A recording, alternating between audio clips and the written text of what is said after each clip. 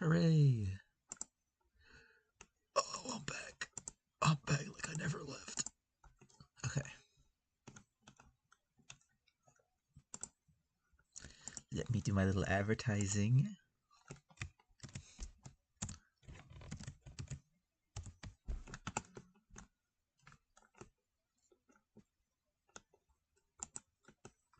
I'll even put it over here.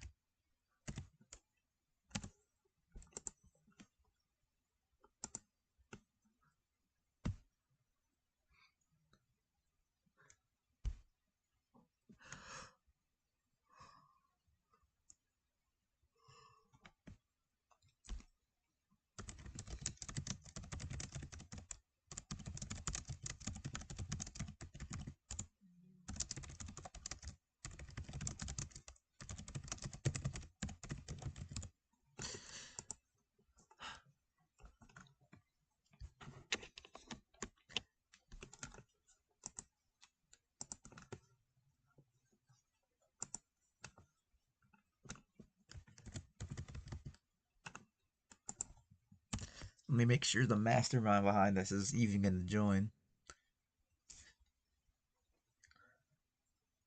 Today, dear viewers, we are doing a follow-up to the Pirate Warriors 5 concept document. Before we looked at the whole story mode, and then different mechanics in this game. Right, mechanic ideas. And now this time we are getting into the thing that everyone is goo goo gaga about, and that is which characters are going to be in the game. And last time I just like scanned it just to see everyone who's going to be in it. You know, just about. There's a little bit of spoilers down there if you're not all caught up in the manga. So, you know, heads up. Don't proceed at your own risk. I don't think we're going to get into too crazy spoilers with just characters like up in the top 90% of the entire roster. I don't anticipate. Oh yeah, it says that right here actually. The hardest ones to unlock. You'll find deep... Oh, okay, no. These are like super characters. Some of them are more spoilery. I scrolled down really fast, so I didn't do too good about keeping myself from doing that. Okay. I ate the late fruit, so I'm streaming really late.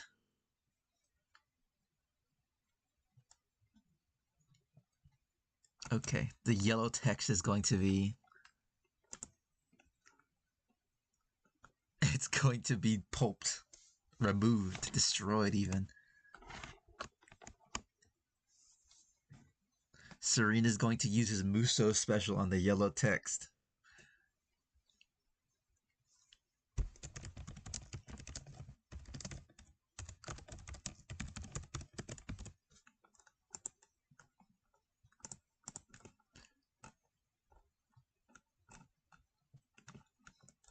While he's doing that, I want to talk about how cool it is that Monkey D. Luffy pre-time skip is speed type.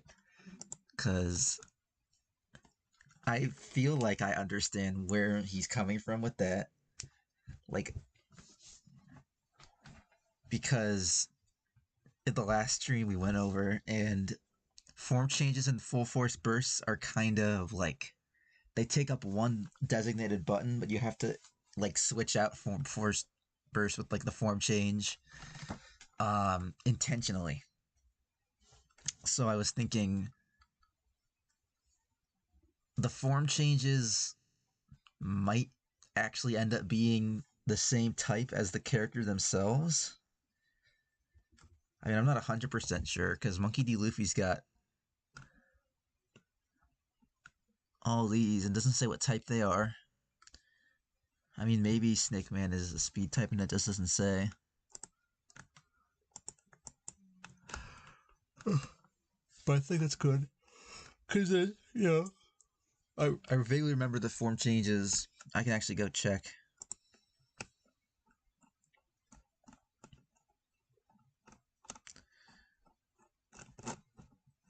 As long as it's somewhere here.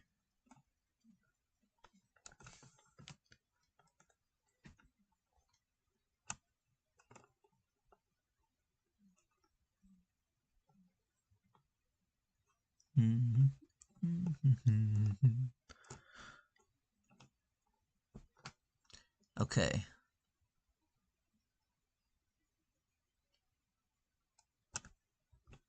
It doesn't say anything about if it stays to be the same type. That would be a good thing to clarify, because I can't tell fully. But I imagine that Monkey D. Luffy pre-time skip is that way, he's a speed type because of Gear 2. And even if he isn't, oh look. He's here! In Burning Blood, Luffy is a speed type, which is kind of cool. I think, honestly, you can really get away with making Luffy either speed or power in general, like in any kind of One Piece game. He fits into either pretty easily, because he's very fast, and he's very strong. There are notable examples of both. It's kind of funny to think about pre-time skip Luffy being faster than post-time skip Luffy.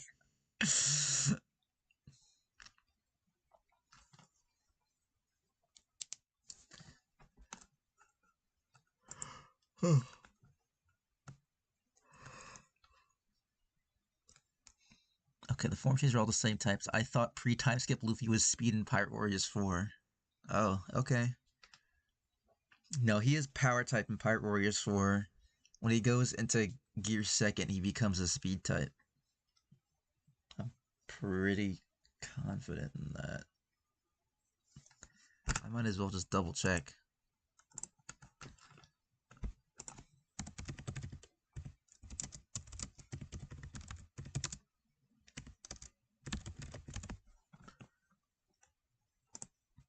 This is it, right?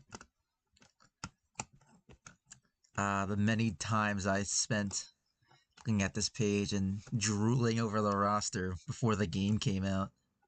They don't even have the new DLC yet on the English site. Okay, so you have Luffy here. I think you can... Yes, you can change it to that action type power. So that was not an incorrect assumption.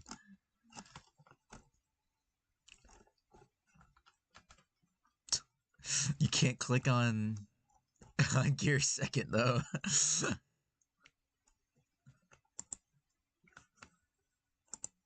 Huh. Yeah, this site isn't great. I mean, look at his it's such a basic description. It's kind of garbage.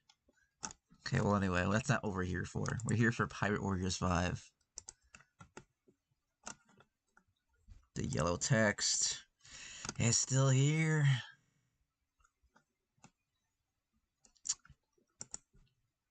Okay, so we have these form changes, and we each also have 2 personal passives. And the first one is a default personal skill, and they're locked into a character's arsenal. And it's very, I guess it's very like specific to them.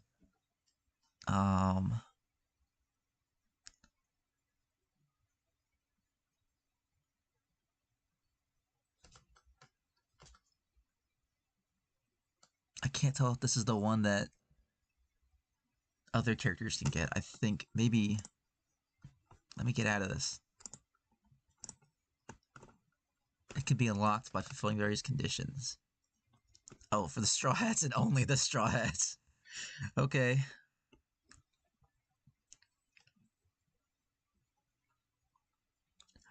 Oh, okay. So for the Straw Hats, it's unlocked by clearing story stages. And everyone else has different things. And then notes. Oh my gosh.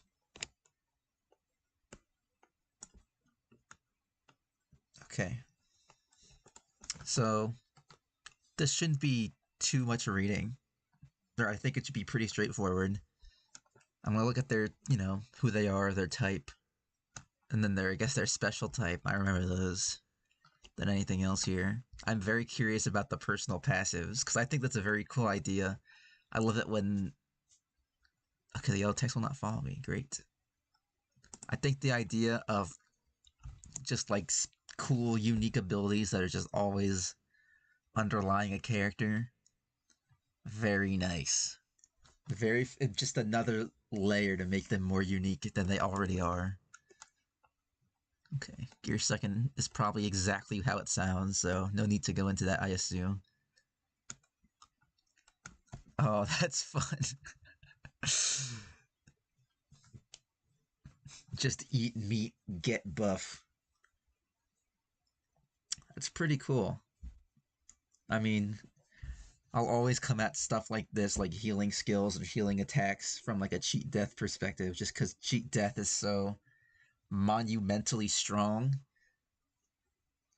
This is, a full heal, the meat item, which is ass if you're trying to get the most out of cheat death. But the 30-second attack buff, it's a nice, it's a compromise that really works, I think, because hero strength is also important. You could just get this and replace hero strength, maybe. Then Rayleigh's Pupil. There's a 30% chance to not shrink after using a Gear 3 move. And you can upgrade that. Becomes invincible when in midget form. Is that really what it's called? Is it really called midget form? I'm not confident that it's called that. Oh, and he gets a buff when he returns to normal size. Interesting. I like that. So it's like, okay, well, you can use Gear Third and then sometimes not shrink. It's cool, I guess, but now there's like an incentive to use Gear Third moves. So now it's not just like you either use Gear Third and got a downside and sometimes not, then goes to Gear Third and you might get a downside, but also you get a pretty good upside. You get hasty attacks for 30 seconds. It's a really good passive. For speed type, that's probably... This Pirate Warriors 5 won't be poisoned by cheat death meta.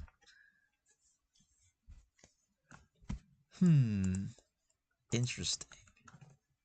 I guess cheat death isn't going to be a thing, or cheat death is just getting nerfed, or something like that.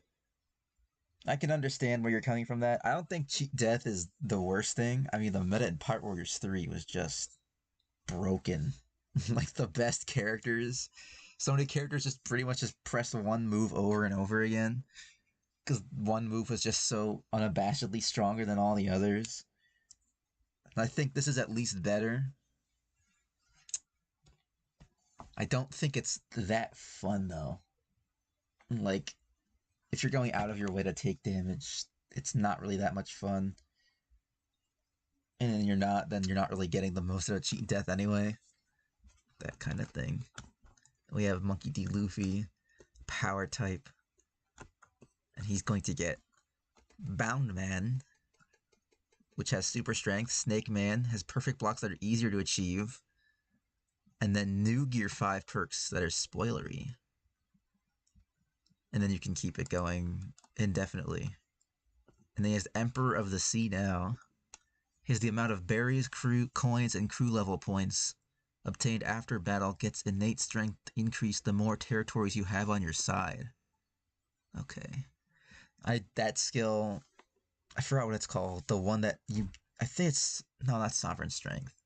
There's a skill where if you claim all territories in a mission, you get an attack buff, and it's like one of the worst one of the worst skills in the game because of how situational it is and how much work it takes to even activate it, and how not worth it that ends up being. But if it's like a collective, like how many territories you have, that's better for sure.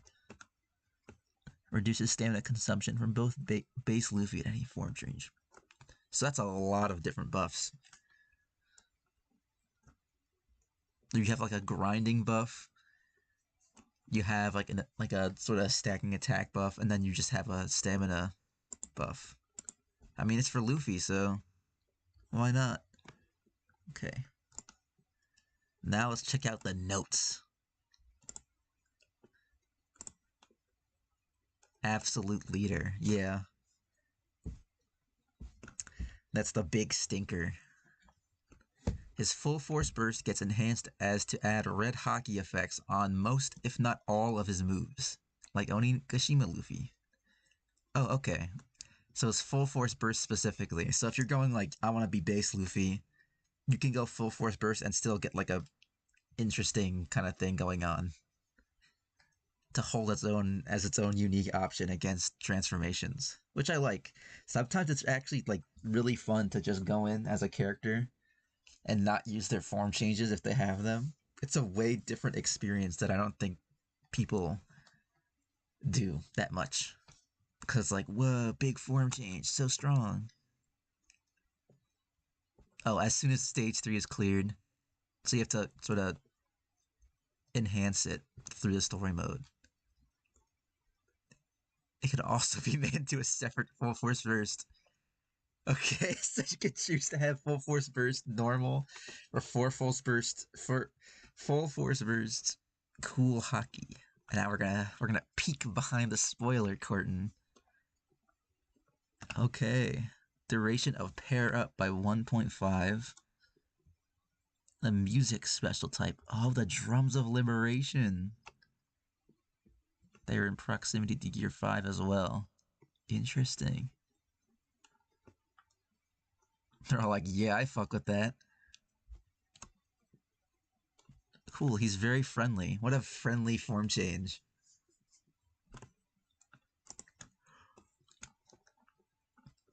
The passives will always be on. Neat. Yeah, there's no downside to them as far as I can tell. There's not like a...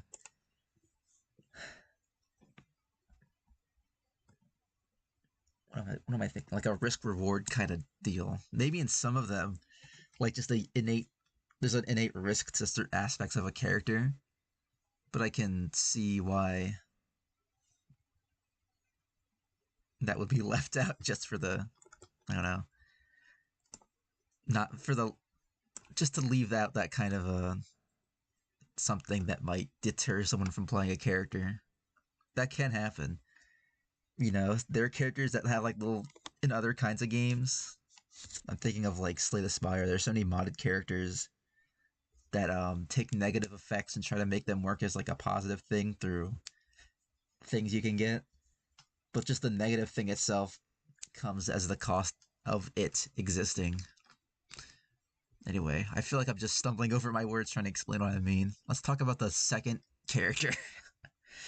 He has Pirate Hunter. There is no minimap. Yes! Let's go. I love rambling about not giving characters any risks to their to their passives immediately to meet one. Oh, that's so funny. Oh, that's gonna suck in practice. But I'm assuming there's gonna be some workaround. Like you can see people in the distance, so you know to at least go towards them. Like the distance indicator. Right? I'm assuming. Nothing happens. Gets innate cheat death, innate undying as a 10% to automatically deflect incoming attacks. Wow. Well, in Pirate Warriors 4, that's like overpowered. You just get cheat death and undying automatically without even having to spend the slots. But you did say you were going to nerf cheat death, or say that cheat death meta wasn't going to be a thing. So since it's here, I'm assuming it's going to be nerfed and not removed. Add the bounty hunter skill to the pool. Okay.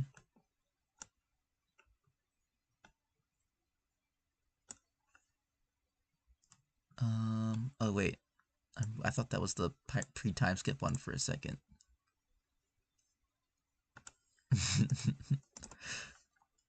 Zoro's air attacks and hockey specials are all strengthened. On top of that, pairing up with Luffy and Sanji now makes him invincible for the duration of the duo session. Yeah, the sesh. I'm assuming, yeah, the Bounty Hunter is a skill. King of Hell's barely a form change, more like an FFB that doesn't change his strings, but will give him hockey attacks and green flames. Also give it the super strength special type to parallel Sanji's defense. Cool. I've seen people call his bandana, that's what I presume it to be, a do-rag before. Although it's been pretty rare. You're in that, like, the rare camp there. Technique, and she's a scout. So I vaguely remember her meaning that... Maybe I should. Oops.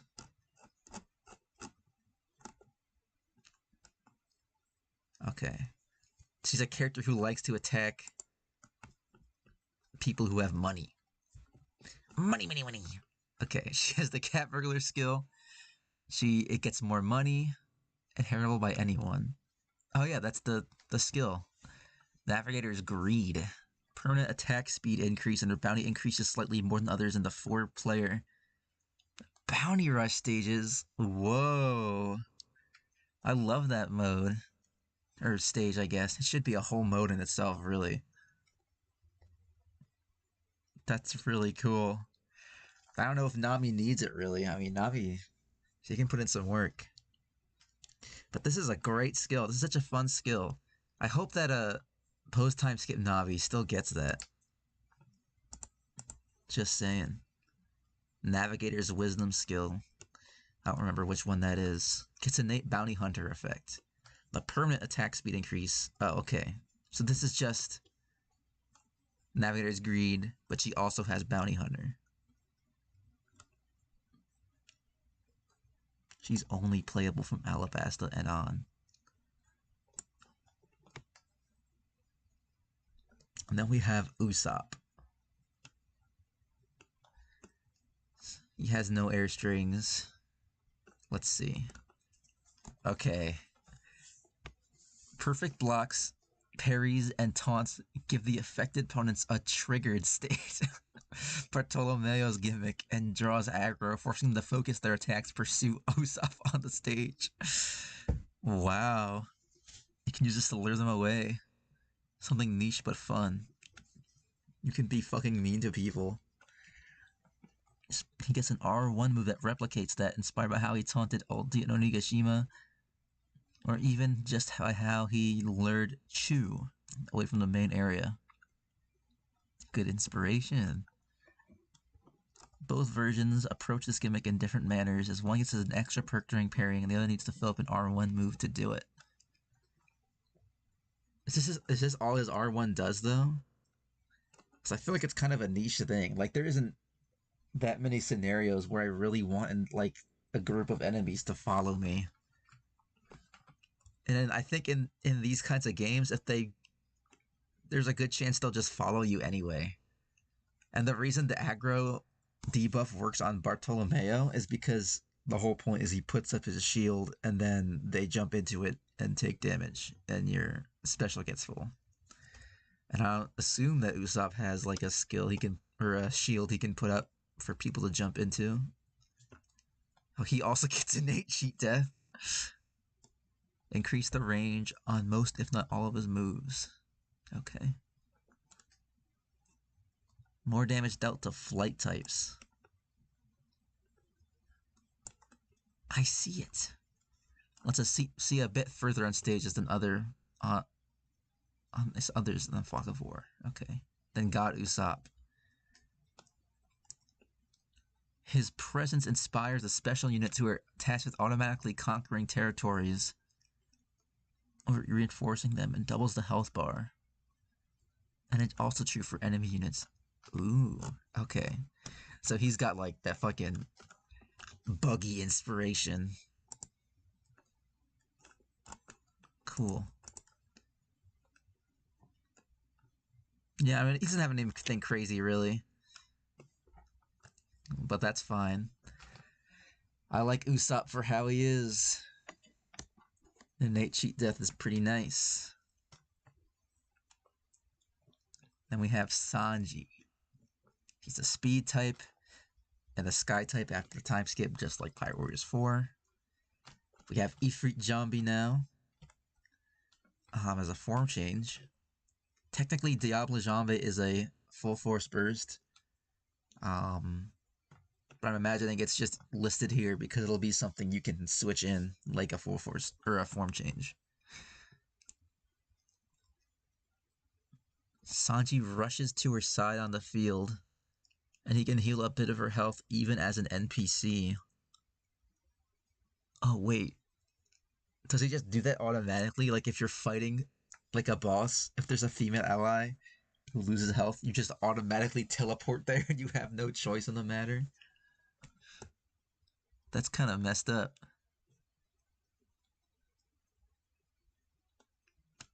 I guess it's more for the NPC. Enter the Hunter. If an ally is in danger, Sanji's running speed and attack speed increases. And then we have Exoskeleton. He has the regen and defense special types. He reduces damage taken by blade attacks. It's unique to Sanji and isn't the inheritable one you can find on his siblings.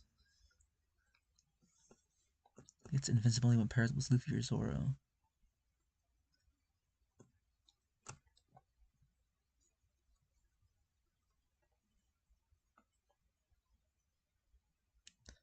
This skill in effect as an enemy, or at least in the harder tiers. Okay.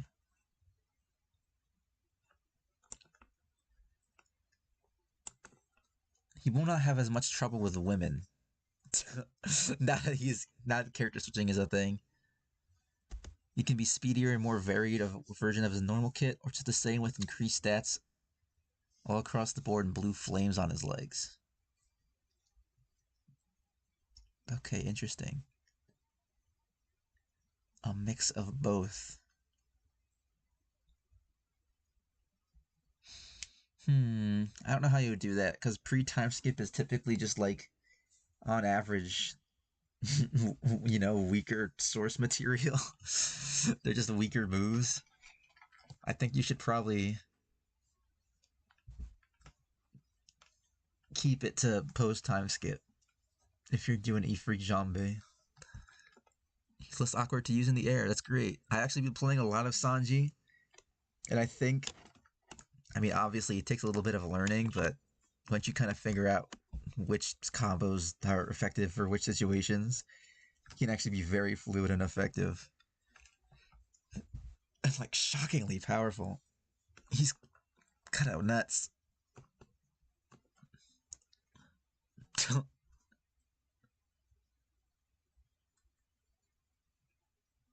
If a petty mechanic like this, S Shark specifically, I guess it's because of recent chapters, but I feel like there's a lot of characters that Sanji could also be petty to. This is kind of very specific, but I think it's funny. That's why I don't care. Boku wa Doctor. Okay, here's one of the big new changes. So we have pre-time skip and post-time skip chopper. Pre-time skip is a technique type, but post-time skip is actually a speed type with air combos. We got something very interesting here. We have like a Luffy Sanji situation. I'm very interested to see how it's described. He gets a 30-second buff depending on which PC switched to him. If its power type gets attack, if its speed is running speed increases, if technique gets more attack range and his gauges fill up faster, and if Sky, his stamina consumption is reduced.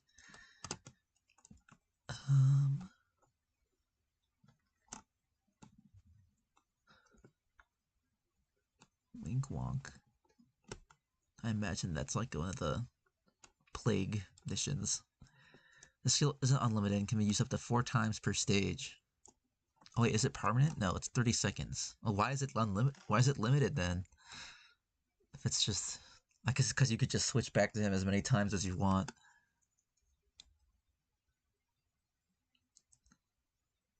Then you can increase the amount. Each buff cannot be applied more than once or extended enhanced. If he's on a stage where you have 3 PCs, you'll only get a 30-second attack buff with a fixed percentage, even if you switched him with both. Okay, so they don't stack.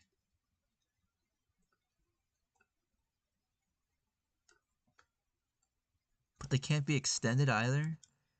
I figured it would be like reset or something.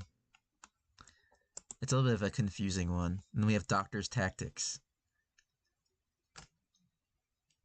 Restores health when you're using R1. Special move. He's immune to all status ailments. I don't see why Chopper would have that kind of ability, but that's fine, I guess. Then he's probably the most revamped Straw Hat, which makes sense. I mean, he's infamously bad in Pirate Warriors 4. I'm sure many, many, many people have thought about what they could have done better. His forms are better utilized, his overall stats and gameplay are no longer terrible.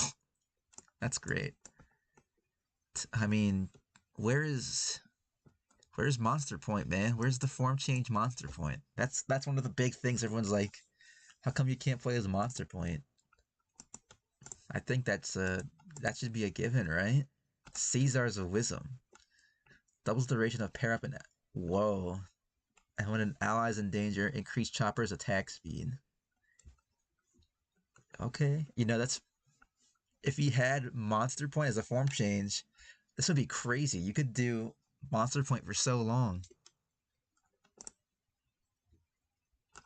Yeah. It would be a very abusable passive.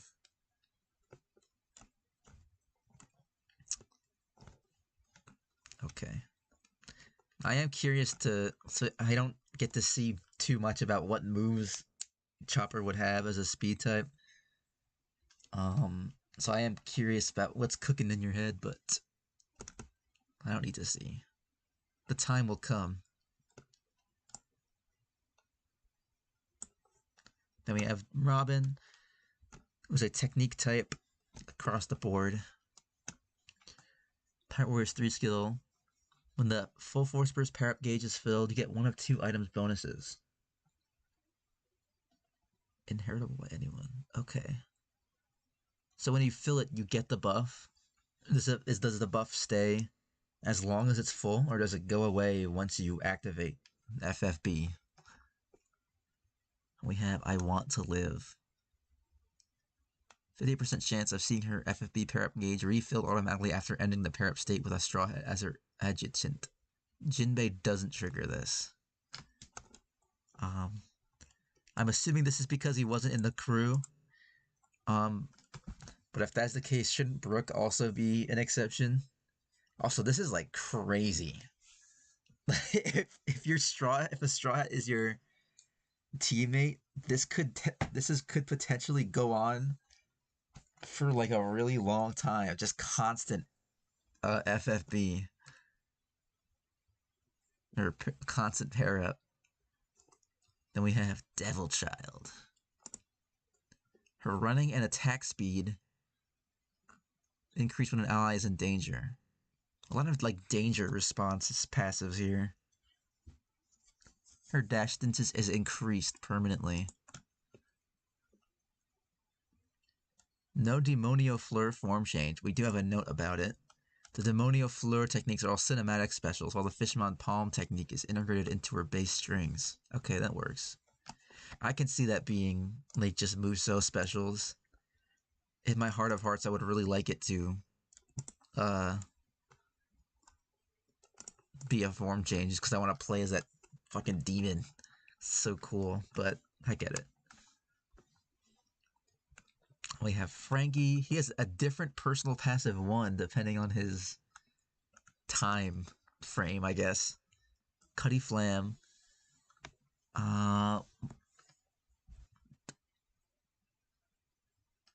WG. What does that stand for? It's not Water 7, not Enies Lobby. Not Galila. World government. Okay. Because I saw Lucci, but I didn't see Magellan yet. Prioritize fighting him or tracking him on the battlefield over taking care of other things. They want his fucking head. That's funny. I guess that would make him the most wanted man on the crew, right?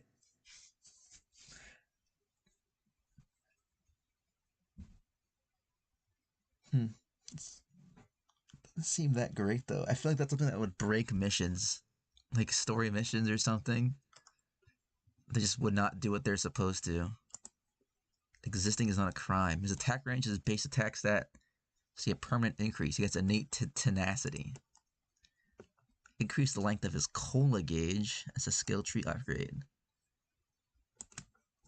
Some of these would help restore his cola gauge, and he'd have unlimited cola during full force burst. Cool. I haven't even read these. Okay. I'll read those later. We have hard-boiled passion. Frankie does not flinch against emperors, admirals, and all male adversaries. His determination can see to that. Damn. Shipwright's wisdom. He gets innate cheat death and undying. It's kind of fucked up how many characters get this and how many others don't. Then we have Brooke. My biggest issue so far is that Brooke is a music special type, but pre-time skip Brooke is not.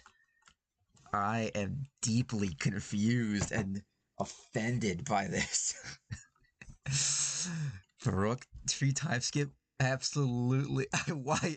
Why? Where is it? Put it there now.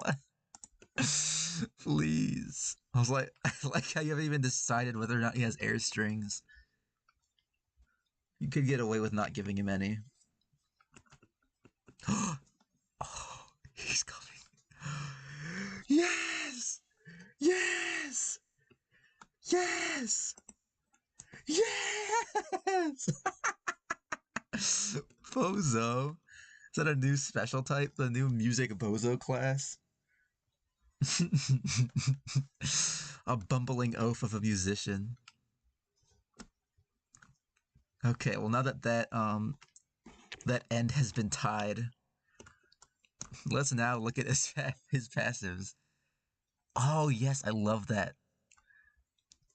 More utility for his debuffs, and his buffs all last longer. Great. I love a speed type character that's super involved with their debuffs. That's actually, you know what? That's something I'm curious about Kobe. I've been holding off Kobe talk, but I need to.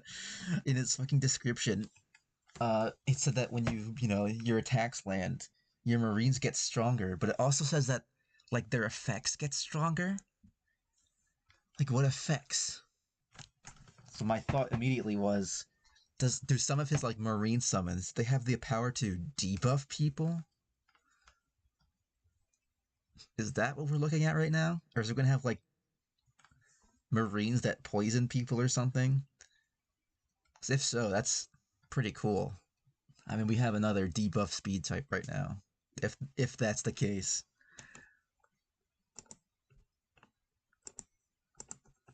I think Friday, tomorrow, I'm gonna do that Kahoot stream that I'm very excited for because I think that Kahoot quiz is very good. I think I made it nice and challenging for One Piece fans.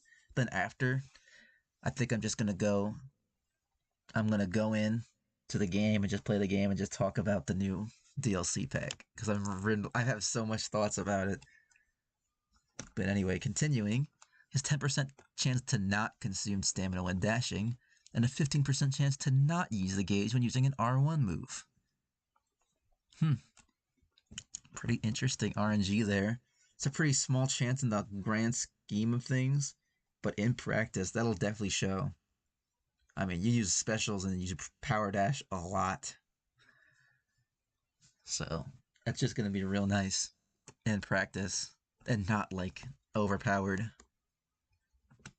Deal more damage to CP0 officers. Deal more damage to Morgan zombies. But did Brooke do this and I missed it? I don't understand why that's a thing. That's okay. It comes up with a plan with the intent to die. He does not flinch against fierce foes and giants and otherwise strong enemies. Not flinching is very strong. I mean, that's why Jinbei's entire full force burst has to do with that. Hold on, I need to check. Okay. I was wondering maybe he snuck in there and gave Chopper a monster point form. Thing is, I don't really see Brooke as a person who, like, doesn't flinch, you know? Like, I get why you did that, but he's like paper thin. I mean, he's bones. He gets thrown around a lot and just gets back up.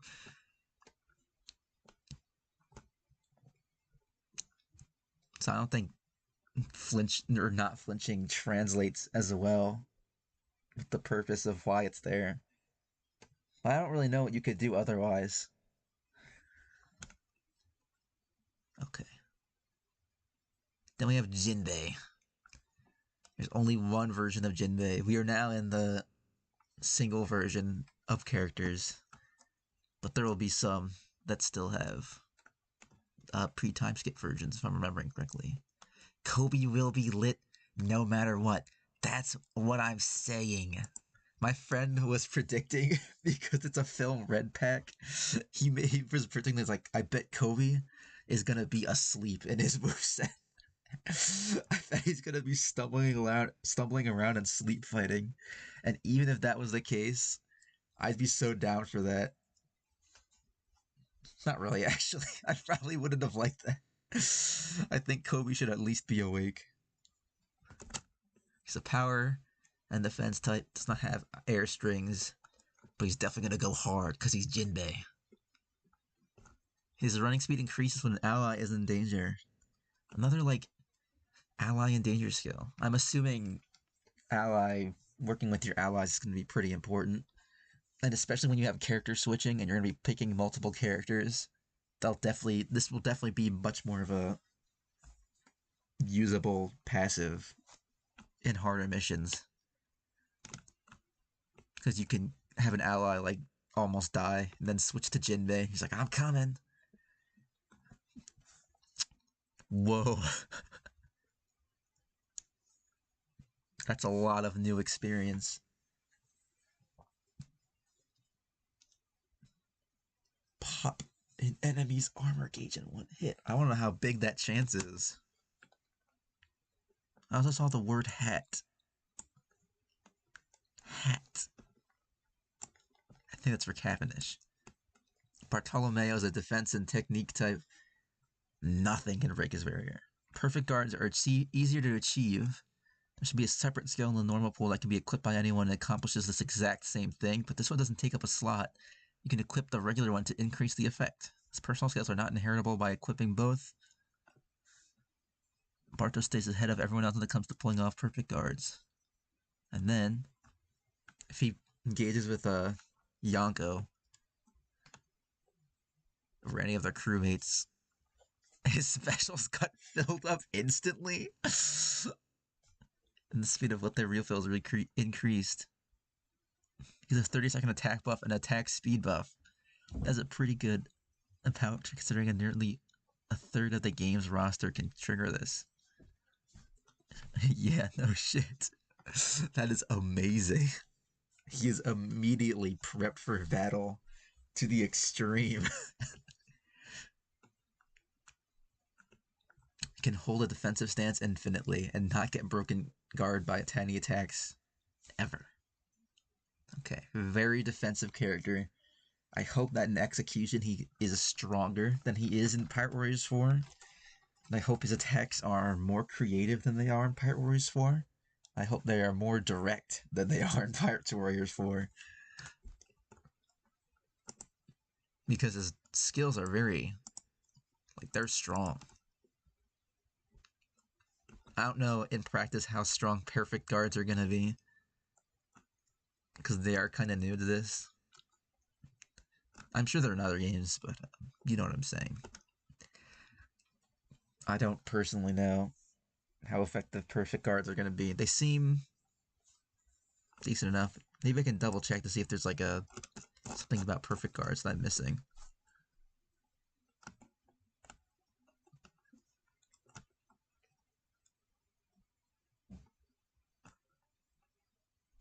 You can deflect an attack and make the enemy stagger. Okay, yeah, that's definitely something you can. That would be strong. We have Cavendish. He's the Hakuba, of course. If he's in a fog of war, the position of all worst generation characters will be displayed no matter what. He's out for blood. Then we have Slicing Winds of Rommel. Can ignore other officers and conquer territories simply by killing the leader. Interesting. Well, the leader. Hold on. Hold on just a second. In Pirate Warriors 4, there are Warriors games in general, I'm pretty sure, the leader of a territory will come out only after you defeat a certain amount of enemies in the territory. Unless you mean in scenarios where you have to fight other officers in order to capture the territory. If not, then this could be a strange passive skill without much benefit. Then we have Boa Hancock, the legend. Hancock says she can do whatever the fuck she pleases because she's beautiful. That's true. So she ignores the effects of the enemy officers who have the defense special type, as in she can conquer territories without trouble, and killing the leader after they spawn automatically conquers the territory she's in. Yeah, like normal. Even if there are any other officers in it. I gotcha. Even if the leadership like skill effect and the skill gives her isn't as great as if she simply had super strength herself, the only thing between her and a territory's conquest is the mooks whose defeat is required to make the leader spawn. Watching the others will have to contend with the meddlesome enemy officers. Isn't too complicated to implement. She should have the skill as an enemy officer too. Okay. Kind of a wordy alternative to just capturing territories normally. She can capture territories normally no matter what. That's basically what that is. Because I think having to kill other officers before you can capture territory is not really the norm. I mean, if you play stuff like the bounty contest mission. No, which one am I thinking of? The capture the territory mission. I think it's the territorial waters of the Emperor's mission. I played that mission a lot for grinding. There are big bosses there. You have to kill to capture territories. But that's pretty situational. Let's see, Pirate Empress. Situational in its benefits, I guess. And if these kill parries, net Hancock more experience points. Killed with a parry? Do you mean like killed after a parry? Or... yeah.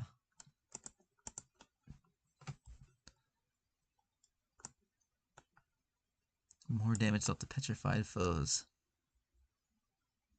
Is the parry itself an attack that I'm missing, or she gets reworked so that she isn't too weak, so she comes off as underwhelming in Pirate Warriors 4. Even though she is among the strongest or most broken characters in the series, she is much stronger and has better range now. This is...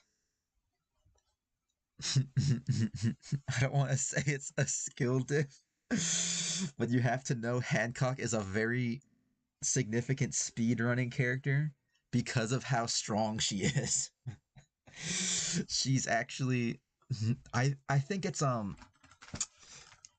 because when I was playing the game, I thought Hancock was really weak. And most people I talked to thought so as well.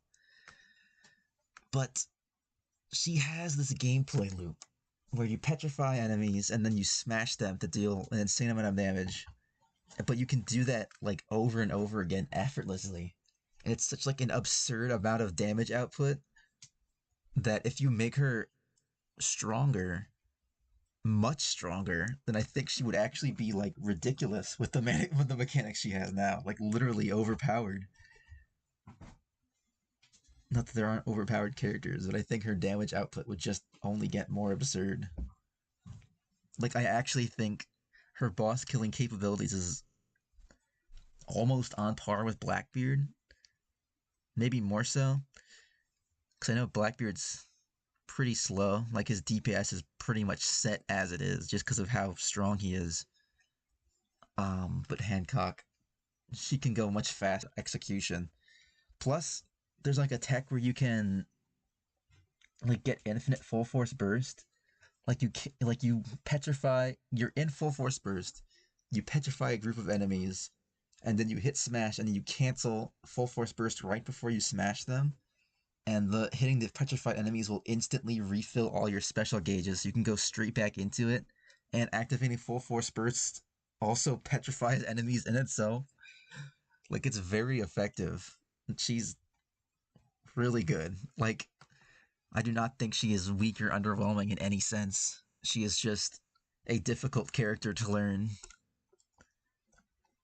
Um, let me read this. Hancock benefits from a few buffs. She's in the same territory as Luffy. Her R1 specials get fill up faster and attack range will increase. The effect.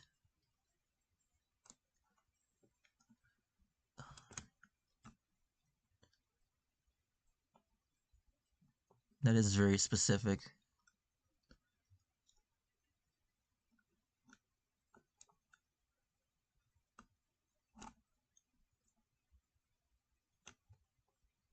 I mean, it completely depended on Luffy being there, which I think was definitely going to be very situational, considering the amount of missions that probably won't have Luffy in them.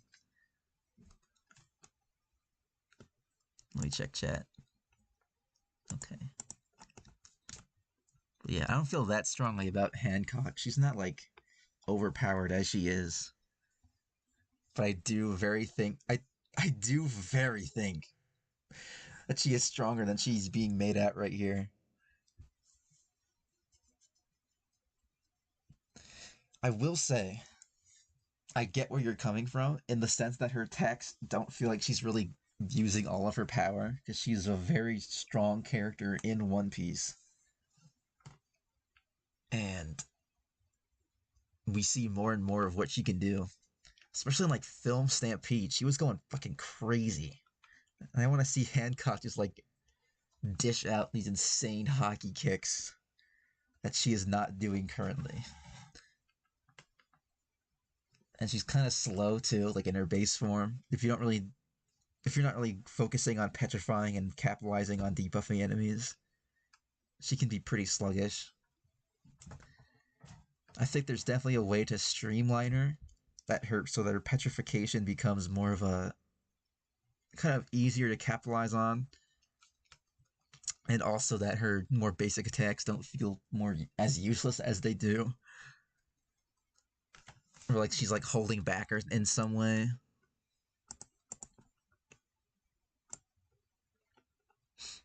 I do definitely think there are ways to make Boa Hancock like better in a reasonable way. We have Silver's Rayleigh now. He is new. He is the first new character, I think. Unless you count like revamped versions of old characters. Well, no, that would be revamped versions of old characters. This is just flat out new character. Probably inspired by certain data mines, but especially because of the type. Technique. Wait.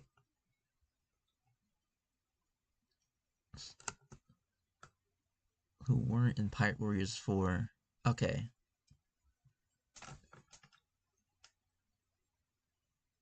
Pre-time skip Straw Hats would only be PCs in the best case scenario. Right. So yeah, this was made with him being in Pirate Warriors 4 um, in mind. Technique and specialist, he does not have air strings, which I think is interesting. I wonder if him being a tech type has influenced that, just because many tech types don't have air strings. But let's see. Double the crew points. Good character for grinding, I suppose. It's innate future sight and attracts both Marines and Logia to him. Huh. I don't know how I feel about these attracting moves. I don't really see how useful they could possibly be. Like, you kind of lose the ability to pick your fights, right? Like, if they're, like, from across the entire map, all of them are just sort of moving towards you. It'd be kind of messed up to have to be forced to deal with them. You didn't really intend to. It doesn't seem very useful. Doesn't have anything to do with him as a tech type, either. There's not much information I can garner about this, about how exactly he plays. Because right now he's not a character in the game yet. We don't know how he's going to play.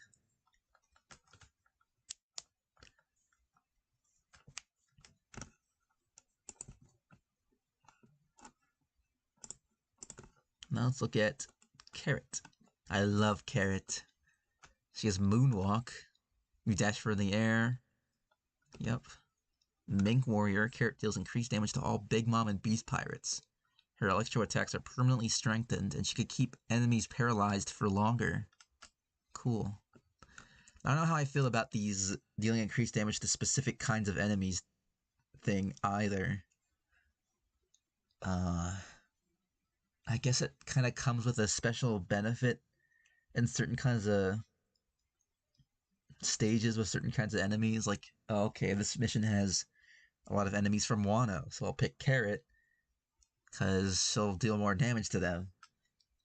Seems a little, I don't want to say unfair because it's a fucking Warriors game, and there's no reason to like be fair about it as much. But she has like an inherent strength against beast pirates. I don't know. I can't really put the words to it. I can't figure out why I don't like it. So I'll just move on.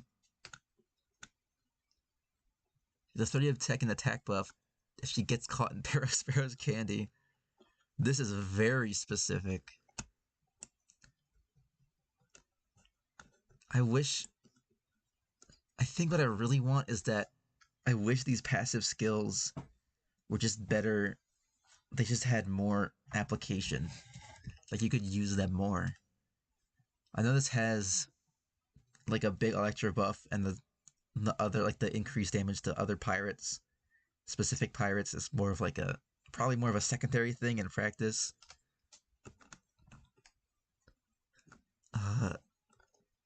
This just feels like an Easter egg, an actual like fully fledged upgrade.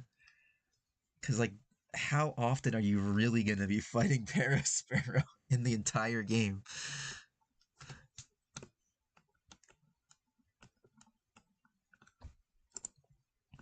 Okay, let's look at Kinemon. He has airstrings now. I'm curious about that decision. Flamerend. He automatically parries all fire-based special attacks and breaks their armor. Interesting. It can be an inheritable skill only to Zoro. It's a bit broken. Huh. Yeah, there are a lot of characters that have like fire in their attacks, aren't there? Not too many, actually. Thinking about like an average true Pirate Warriors run.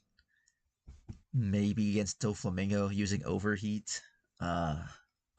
Perhaps against Buggy using a Buggy Ball. Seems pretty unlikely though. Akainu, most likely.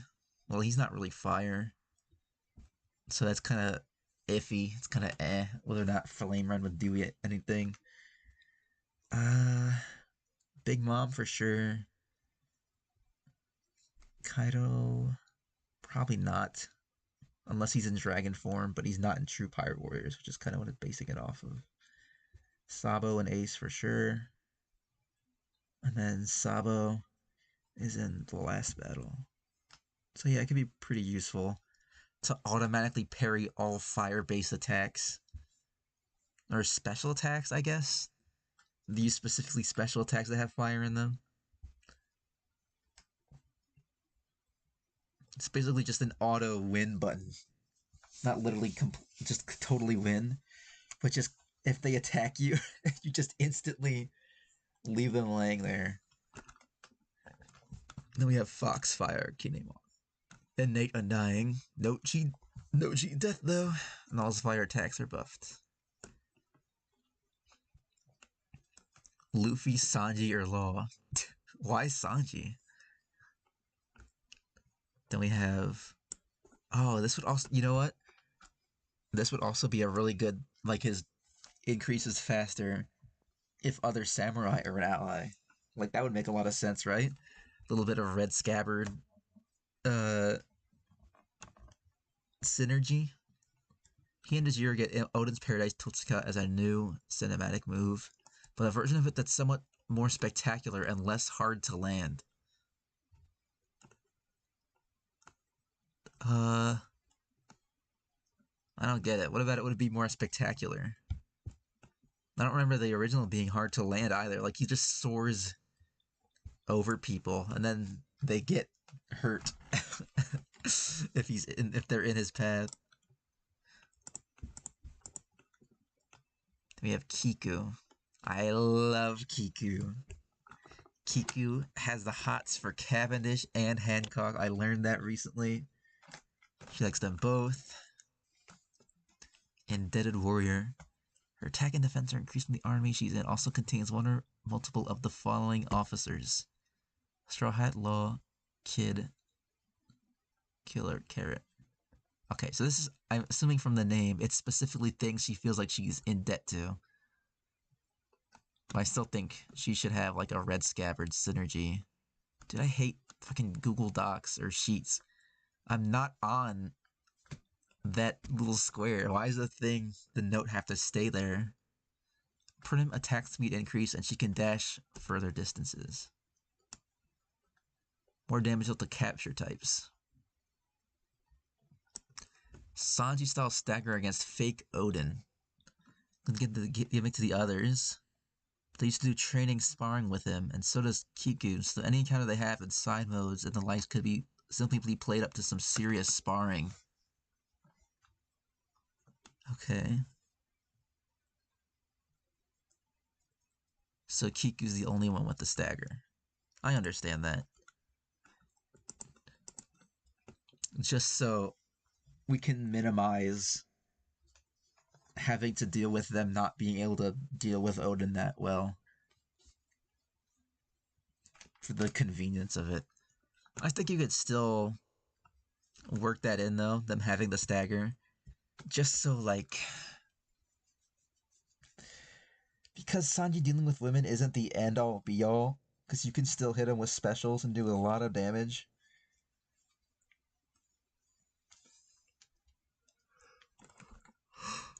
So you could probably make that a part of how that worked for them. Anyway, Denjiro, a new character. A power character who has summons. Let me double check what the summon does. Where is it?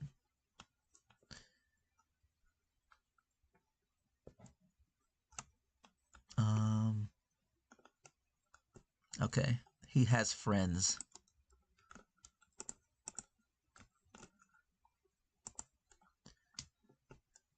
He has air strings. He furthers and consumes less stamina if beast pirates are a thing. His charge attacks can now loop and go on forever.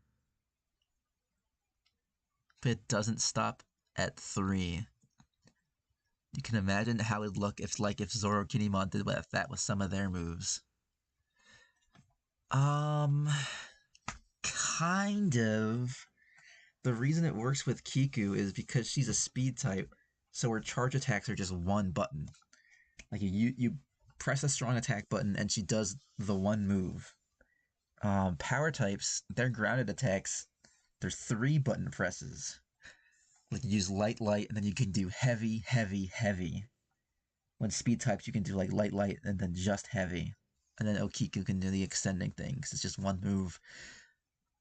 The reason I say kind of is because I think I get what you mean. Is like the last button press of the charge attack would be looped. But forever? Is that like a good idea?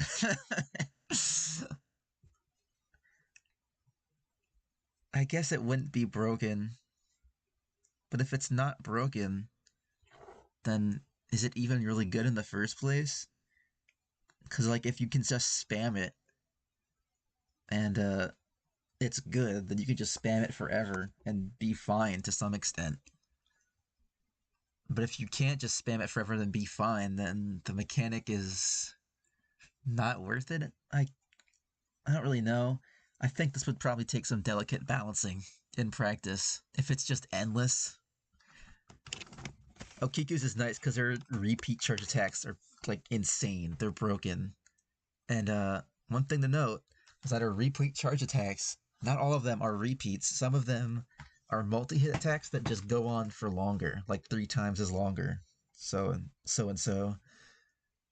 And she has different variations of how that buff affects her depending on the charge attack.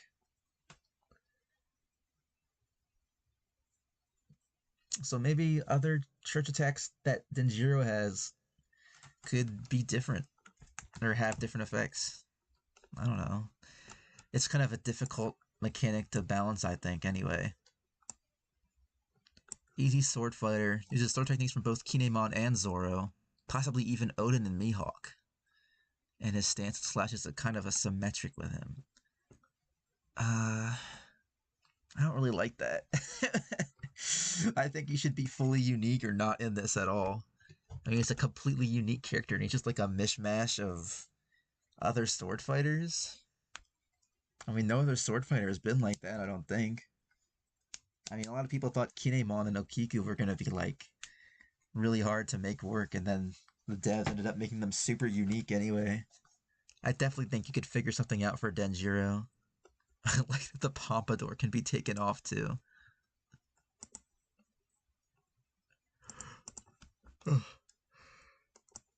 Okay. Yeah, we're so time. I might not go through all of these tonight, which is kind of sad to think about. But I do have work in the morning, so what can you do? Yamato is a power type with air strings, beast form, set of Kaido, lesser version of Kaido's first passive.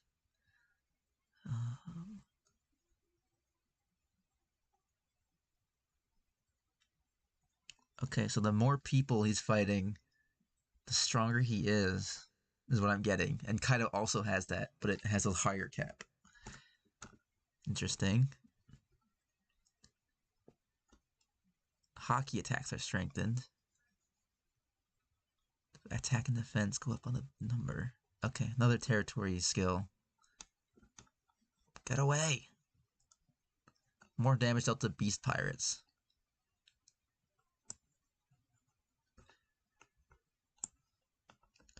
Technique warp. Awakening form change. He becomes invincible for 5 seconds after warping. Then 10 and then 15. Is warping like unlimited though? Because then he could be like invincible forever, right?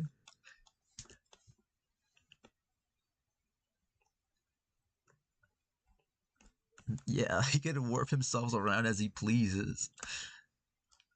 So he can hypothetically be invincible forever, I'm assuming.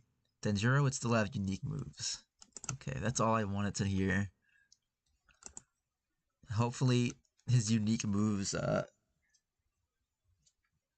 outweigh any moves he's borrowing from others. Like the majority is unique. Sad quote for his personal passive too. He law becomes immune to some of Big Mom's attack as well as a lot of music-related attacks or status ailments. That makes a lot of sense, being like immune to debuffs. Brink the Vins. He hates Jerma. I didn't know he did actually. Dashes and dodges don't make his room disappear. Okay. That makes sense. I didn't really... The more I learn about Law, the more that him dashing to make his room disappear isn't actually that big of a deal in execution, because he brings one up so fast and it locks enemies in really fast too, that it's almost like you never even lost it, and the repositioning is just very effective. But I guess having it so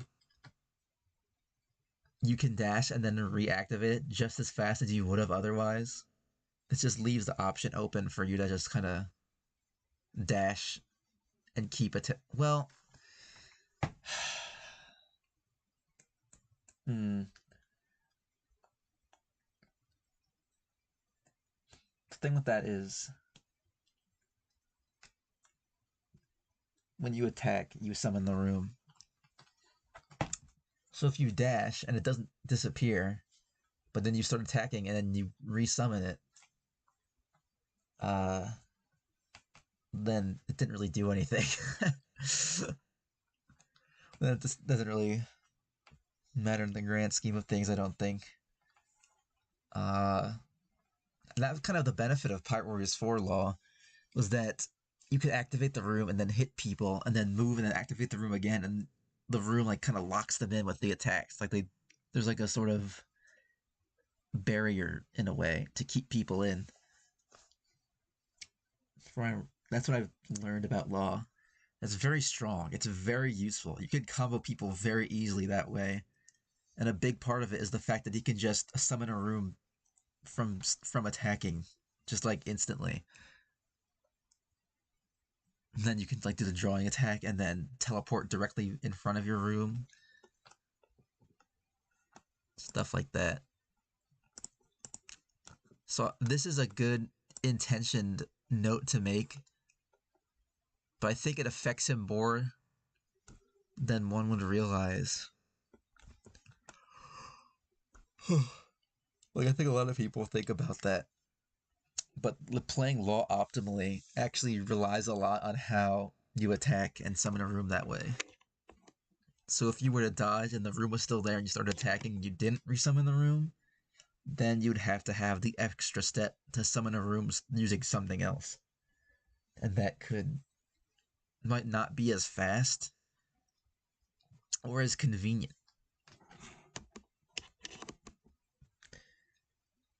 But, you know, it depends on how it goes in practice. We have Eustace Kid now.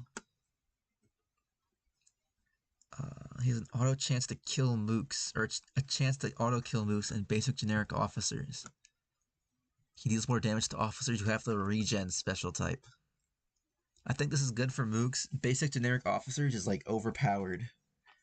Like, you're gonna be hitting those guys a lot. Like, if it's every single hit that he does has the 5% chance, that is a terrifyingly high percent chance to instantly kill them. Especially if you just like use an instant, like a multi-attack move on them. Get out of the way. Increase damage against emperors and becomes much easier to parry their attacks. Inheritable by killer. Cool. Reduce the steps for them to have bigger metal arms. Alright, that's fair. Then we have killer. Speed, he has air strings now. Okay. I think that's what I think. I think that's something a lot of people were really wanting with Killer, but I think the more you play as Killer, the more you realize he really doesn't need them. And his air moves that he does have aren't even really bad at all. Especially when you can use specific specials in the air to really increase his air game. He actually becomes like really good in the air. and he doesn't even have airstrings. I mean, if you can come up with them, more power to you. Massacre Soldier. More damage to technique types. We have Laughing Wrath. He bypasses the enemy's attempt at guarding him and deals normal damage. Ooh. Launching attacks restore a bit of stamina. And he has airstrings. Yay! Cool. Basil Hawkins. I know this is your guy. I like the Hawkins a lot too. Doesn't have airstrings. I think that's fine. Life -1. This concerns the pair-up mechanic. It's unique because it doubles as a capture mechanic. He can nab an NPC, except for the ones whose death triggers an automatic game over, and use them as an extra life. If Hawkins gets killed, he gets revived with full health and the ally is considered death. Oh, he's got an evil pair-up. It can't be cancelled until Hawkins dies. The NPC can't be released to assist with taking territories or stalling enemies on the field, so think carefully before you rob yourself of an ally. And the ability to go with FFB with Hawkins. I mean, if you have to choose someone, and FFB is as strong as it is, that's kind of unfortunate. Like, if you want to use FFB to become way stronger, you have no choice but to forfeit someone's life or their presence on the field at all.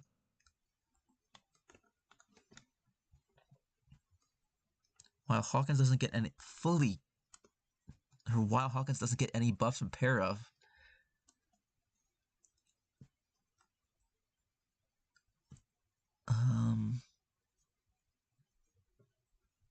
he doesn't get any buffs from pair up. The lack of timer means he can have as many adjutant attacks or guards as he wants for the duration of the stage. Adjutant. Hold on. A military officer who acts as an administrative assistant to a senior officer. And a large stork. So an assistant, basically.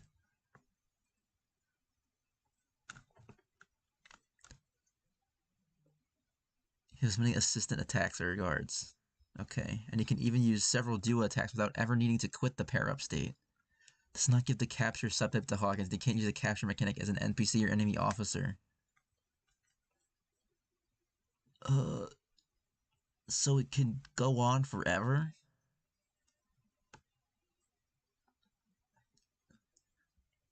His pair-up is a capture. You can capture an NPC and get fully revived if he dies. And you can't even cancel it until you die. Otherwise, it'll just go on forever. It doesn't even get the full buffs from pair-up. But he can have assisting attacks and whatnot for the entire duration of the stage. I'm assuming with the person that he's nabbed. That's interesting. It's a lot. Holy crap, is that a lot? I don't know if I like it, because then, like, you fill up FFB or pair up or whatever you want to call it for that, you know, you fill up pair up and then you use it and then you have it. Because I think it's going to be unlikely in most cases that you're going to die. Especially if you're just in pair up permanently and have those benefits.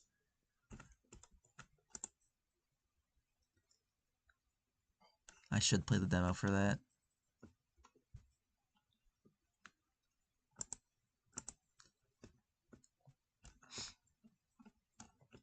It seems like a very polarizing skill.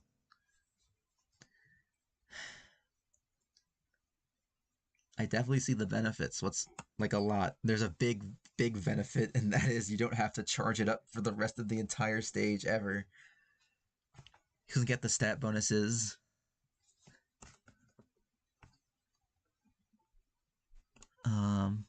When you have like the bond effects and the assistant attacks, just like permanently, basically. Unless you die. Then I assume you just have to charge it up again. I'm not sure that's all necessary. Like, I think it would have just been better to do something that worked more with like his karmic justice, or whatever you want to call it, mechanic. His unlucky barrels are falling on your head mechanic. This is a completely heavy mechanic in its own regard. Then you have Magician. Makes it much easier for him to break armor gauges. It's also easier to cast curses. Parries also automatically break the armor gauges as if he was a power type. I don't know why, but it's really good. If fortune favors him, 35% chance of ignoring damage and not get backed from enemy attacks when using C1 or R1 moves that haven't pulled tarot cards. Oh, cool. Fortune may favor him. Strawman's card special.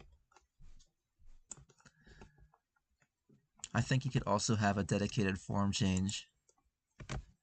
Just saying. X-Drake. Dino form. Red flag. 30-second strength buff when engaging a fight with admirals. Or Guernica. Countering Kobe or Prince Gruz does not trigger the buff. This is a motivational thing, and not something that just ups his strength value against those specific officers. Simply encountering them rouses the fire in him, and he can go fight whoever he wants. Do what he pleases. I'm assuming he can come back and just constantly put it back on. If Drake is alone in enemy territory, his charge attacks and his R1 moves all deal more damage. So he gets a damage buff from seeing other people, and he also gets a damage buff from being alone. Alright. Are there any cosmetics I missed?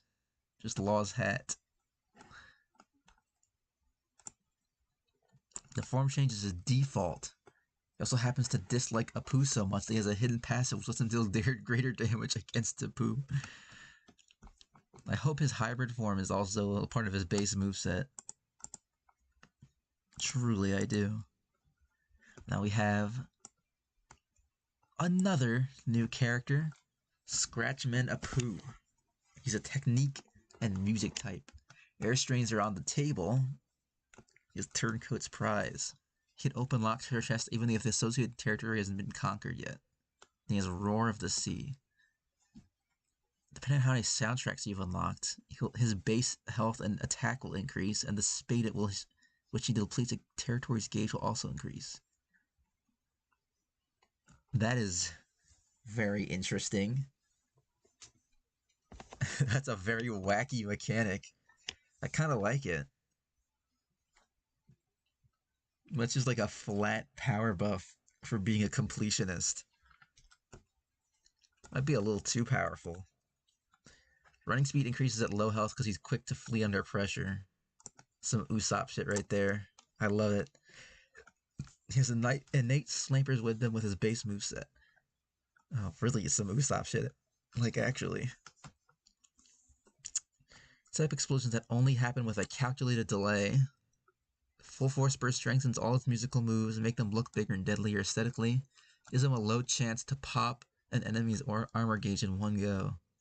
You can have karate chops and nunchuck trips. That's fun. I definitely want to see Apu like fight in a scenario like Pirate Warriors. What a dirty little bastard he is. I'm glad to see how he would play in something like this. We have Bonnie. My heart goes out to her. She's a technique type with air strings. Curious how those would happen. She has snacking. Lesser enemies somewhat frequently drop healing items inheritable by anyone. And Big Eater. Receives a predetermined buff every time she eats a food item. Up to 6 items per battle. It's not really one buff at a time. She can really have all 6 of these at the same time. First attack, second is defense, third is attack range, fourth is stamina consumption, fifth attack speed increases, and sixth gives her passive regeneration and makes all her gauges fill up slowly on their own, no matter what. And each of them never go away until the stage is completed. Be reversed by anything. Okay, that's interesting. So just eat food and she will keep getting buffs. Up to 6 foods. I think that's pretty easy too, in most cases anyway. Makes it easier to debilitate foes. Let's see how she plays. Kick techniques and is rather acrobatic, but she can also whip out a katana, laser sword, or a gun. I love that a lot. There's been a lot of talk about how Bonnie fights in an actual fight sense, and one of the big points was that she could just pick up anything really and use it as a weapon. She's very resourceful. She can debilitate enemies with her powers. This would make them slower because they feel ill, or temporarily rob them of some of their techniques because they feel like experienced winter snappers. She has the near-death experience move as one of her specials. Cool.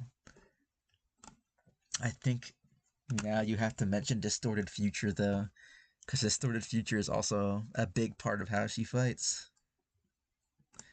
Gotta give her that Nika-ish future. We have Capone Beiji. His first skill is just called Gang. Show me. Okay. Then we have... Oh!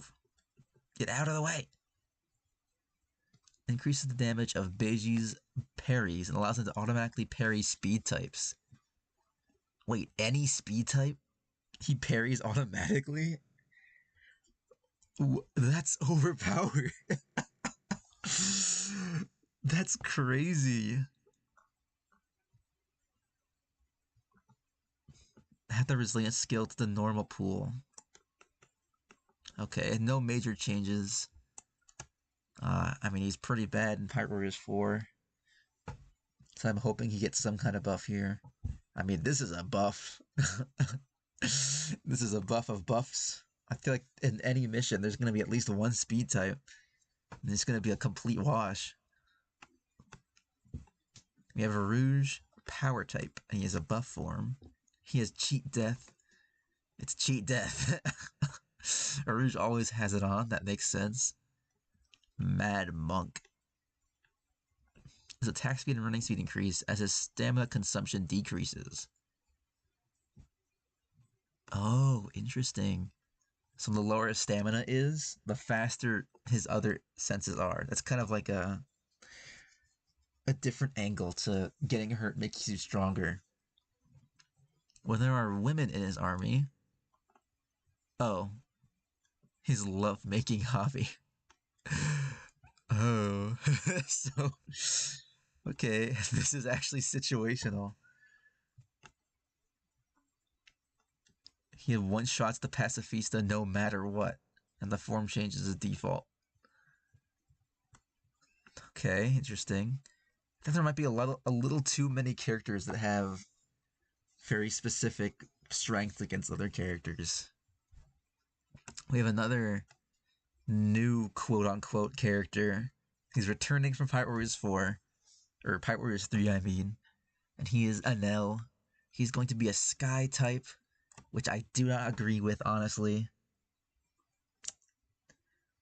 Well, you know, I didn't agree with it before, because I was like, Anel is really fast. I mean, he's a lightning man. I know Kizaru is a Sky type despite being made of light, but I really don't know when Anel flies around. I think if he could fly around, he would just fly up to the moon because he can. I'm not convinced that Anel would be a satisfying Sky type, really. I think he would be better as a speed type. I think that would be more fitting for him. But then I also saw a video that really exemplified just how slow Enel was in Skyvia. Like how many things people really should or shouldn't have been able to land, or Enel should have been able to dodge, or whatnot, or how fast Enel's attack should have been in general. I mean, he's still really fast, like as a guy.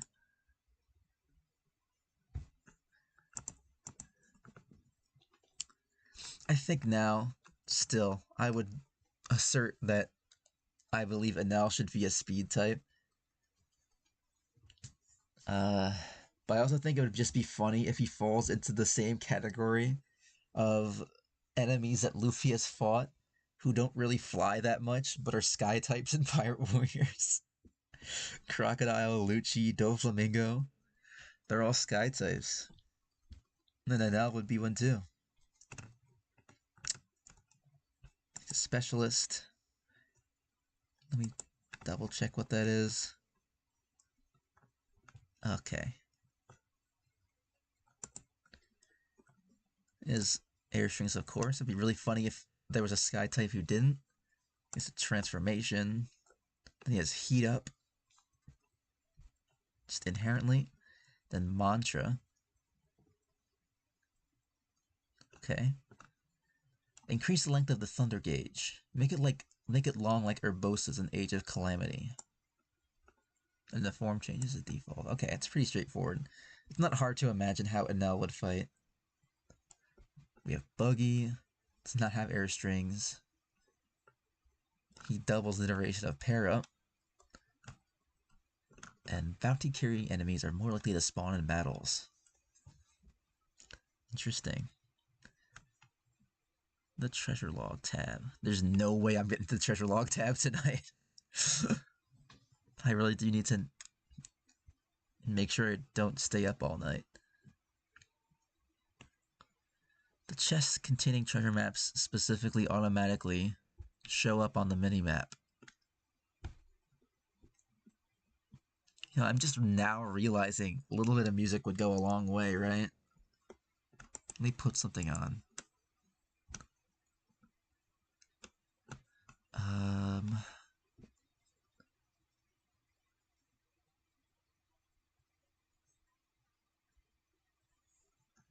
Man, it's like dead silent when I'm not talking.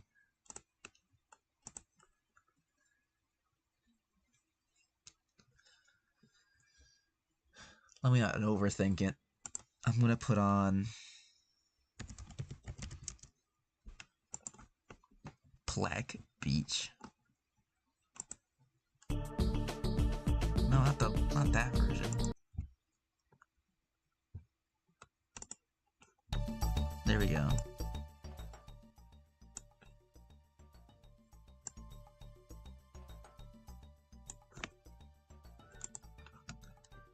Okay, wasn't that jolly? This Buggy is very good at finding treasure.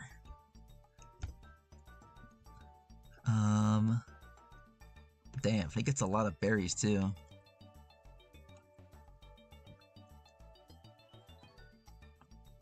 So he's good at finding treasure, and he gets big bounties from them.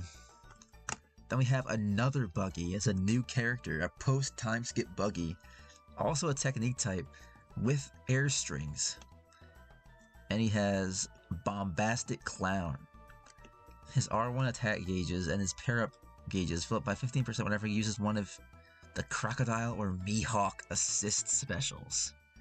Okay, I'm starting to see what makes him so different. That's Crocodile and Mihawk are integral parts of his moveset. Increase damage of R1 moves that call for others' help. Others. Also applies to pre-time skip Buggy / reveals the location of all treasure maps. Okay, that's a really cool idea for another Buggy to perfect parallel to Shanks requiring the summon crewmate's gimmick. Rest in peace, summon crewmate's gimmick for Shanks. Let's have a moment of silence.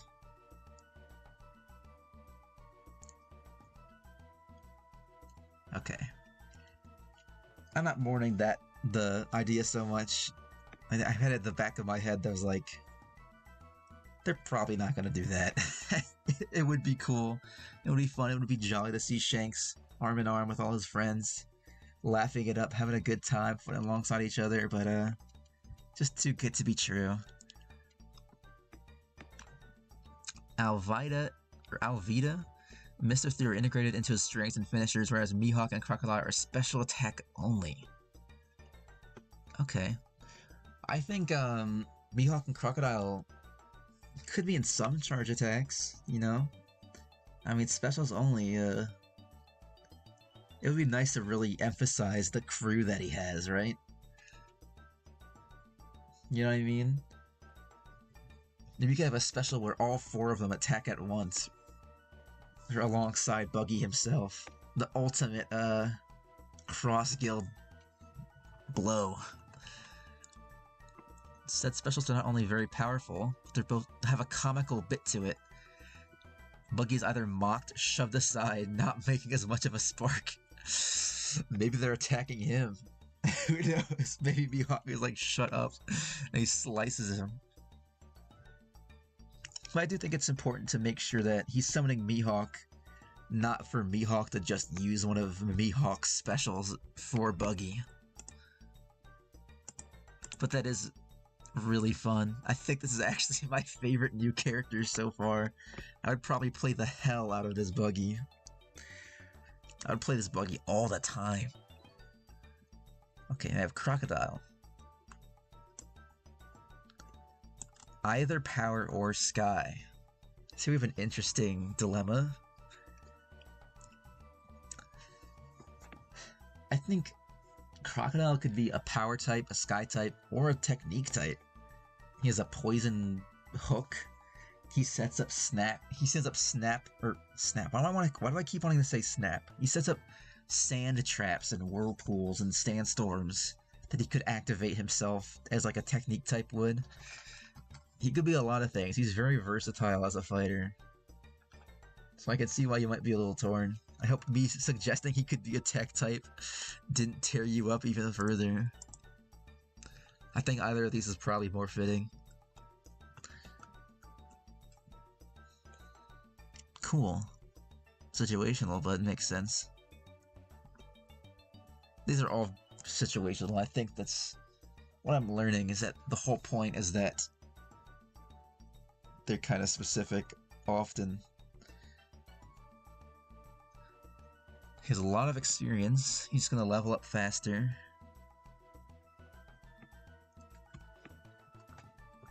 Okay, cool. Whoa, wait a minute.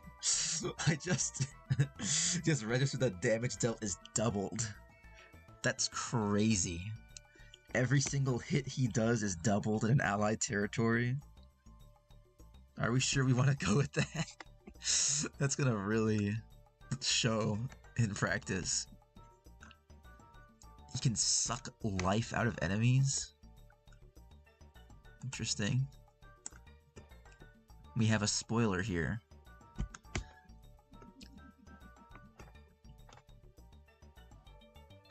They aren't cinematics. They're basically like Germis summons. We'll call on a Buggy or Mihawk.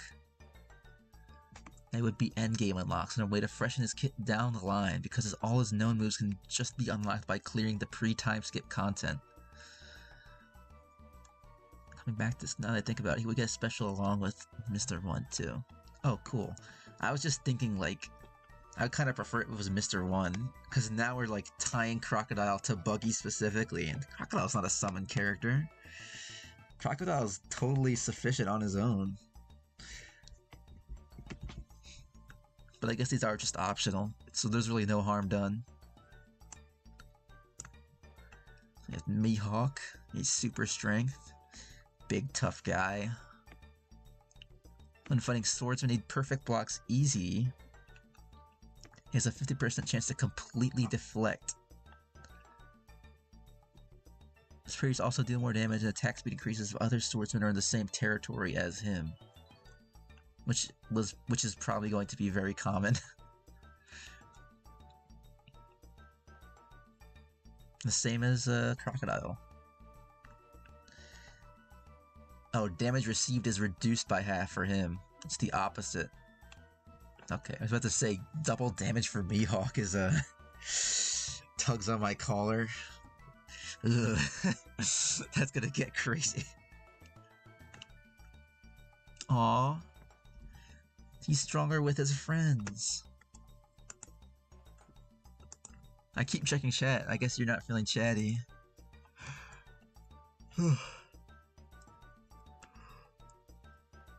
We have 3 returning fellers in a row. Perona, Moria, and Kuma. 3 technique guys. And we have not 1 but 2 technique type giants. The first ones. That's really cool. Let's look at Perona first, however. She has air strings, which I can see very clearly. Oh, cool. Then Ghost Princess. All her negative attacks and effects are strengthened. We're just dumping this experience buff on everyone now, aren't we? Innate leadership effect. Interesting.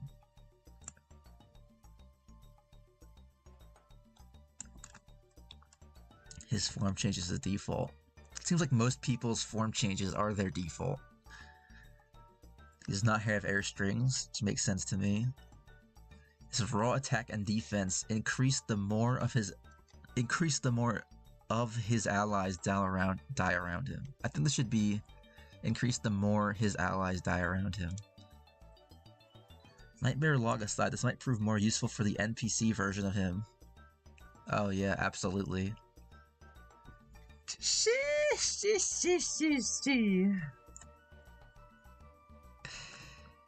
More damage up the summon types.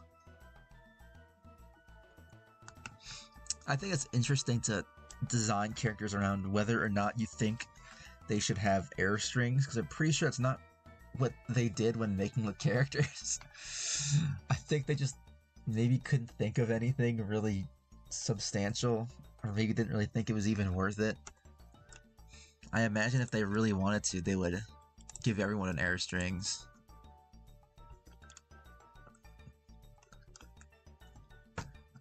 I think... Isn't Hybrid Kaido the first giant... No. Smoothie's giant form change is the first giant to have air combos. But Hybrid Kaido, I'm pretty sure, is the second. Which is good, because he's a speed type. Now we have Kuma. My heart goes out to Kuma, too. I really wish I could play as him. And Pirate Warriors 4. Hands of Liberation. When he warps to an allied territory, it regenerates the territory's defense. Okay, the heal happens regardless of the percentage. This can't be abused and takes some time to happen, like Odin's healing taunt. Okay. The Talents of Last Grace. The moment his health hits the red danger threshold, Kuma automatically fires a devastating laser. Interesting. Okay, do I even want to read this, or am I gonna get sad? A gimmick lets him absorb the enemy's pain and inflict it on himself. This can help with cheat death undying thresholds faster, as with Rouge's form change, though it might kill you. Yeah, there's a dedicated gauge on Kuma's HUD that shows him how much pain you took. There's something like a timer that requires you to use the pain before it vanishes. Interesting. The more pain you have stored up, the more destructive attacks you can do. The more health you can take off of yourself if you choose to go that way.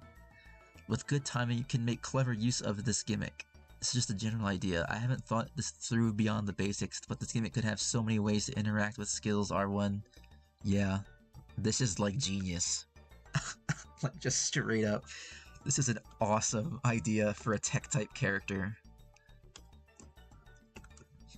Just trying to think of how that would play out, though. Like, you hit someone specifically to hit the pain out of them, and then you absorb it to fill the gauge. Right? Then you can use destructive attacks. And it seems like you can choose, instead of using the pain as an attack, you can use it to hurt yourself directly, specifically for cheat death. Because this is made with cheat death in mind. And those who don't know the meta will just see an option to attack yourself and not know why that exists. But we know, we get it. Yeah, that's really cool. I love the idea so much, so much. I'm actually upset it's not a real thing. Okay, now we're at Don Quixote do Flamingo.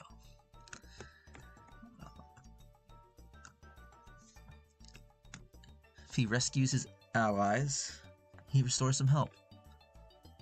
The seal has been historically unwanted and seen as worthless, considering so many of the other options on offer. Listen, now it finds a use because Doffy gets it for free, I guess? Yeah. I mean, I can't remember ever running this. I mean, in Pirate Wars 4, generally healing is kind of a tricky thing. And very rarely do you have to actually go out of your way to heal allies. Usually you're doing all the heavy lifting yourself, and in the rare chance an ally does need help, if you don't need them alive to win the mission, you probably wouldn't even care to revive them or heal them. But I mean, hey, I guess it's innate. It's not going to be great, but he has it. His aerial attacks fill up his gauges much faster with this passive. It also gives him cheat death and undying innately. Okay.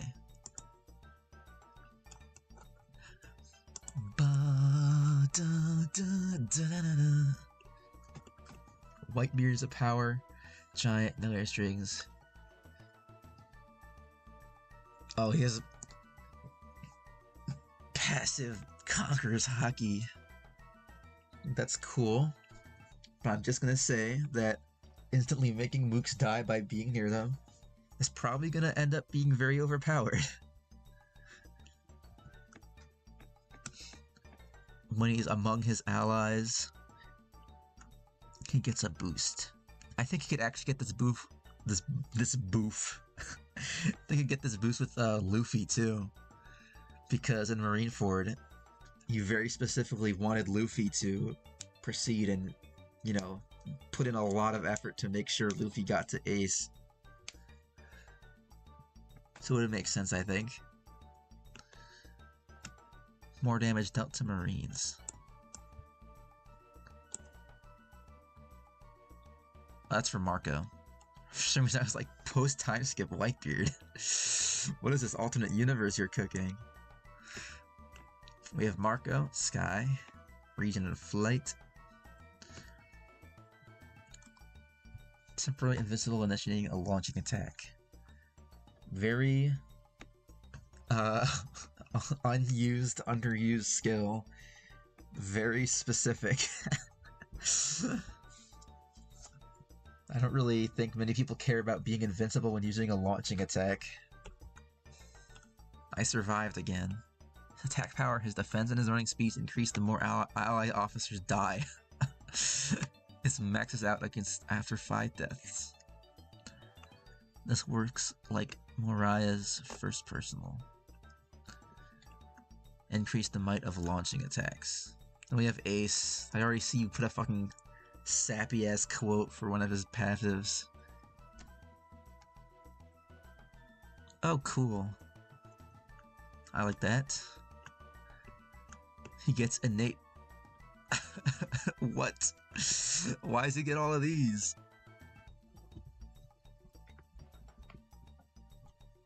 Wait, it's just a better version of each of these person's passives because they're all combined. Is that fair?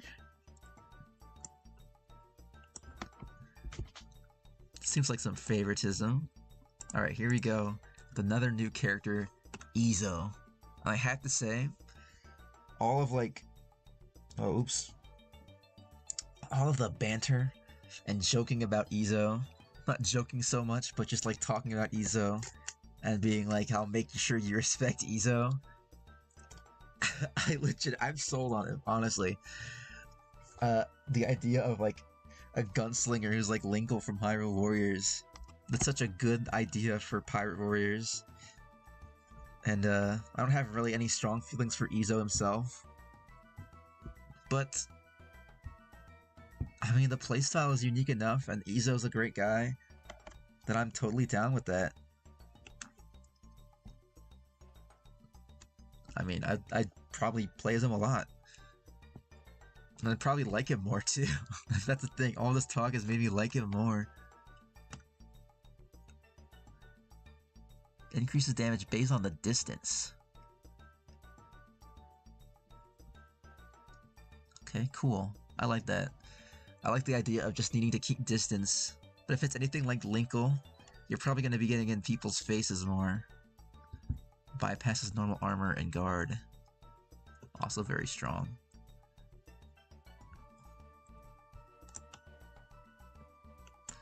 Shouldn't this also be a thing for like if Kinemon or Denjiro's in danger?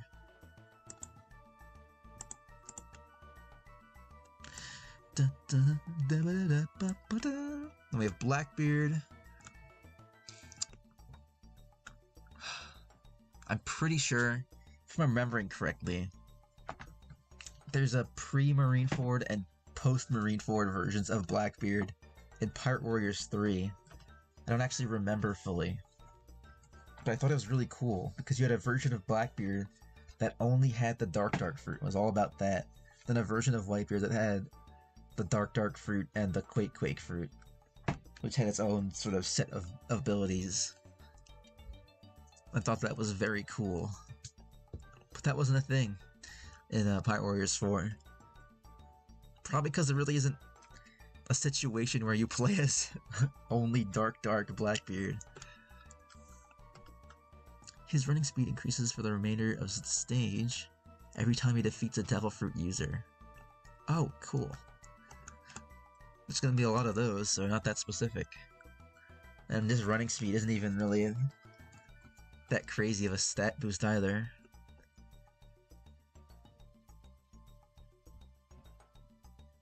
It cancels out summon types, as well as Akainu and Judge's ability to summon because of their personal passives.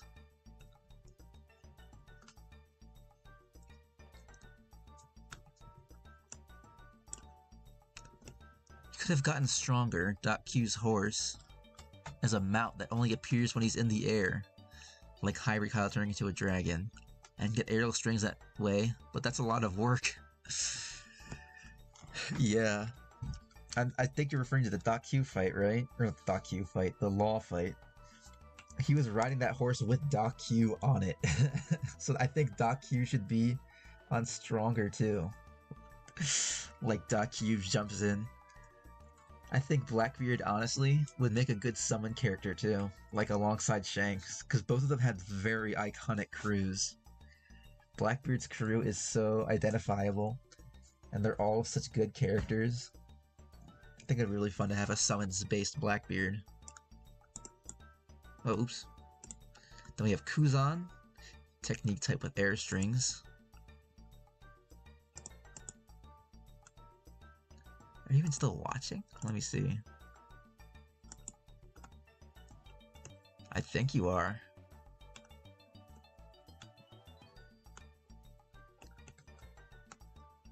Yes, yeah, it says you're watching. Maybe I'm watching. I don't know how it works fully yet.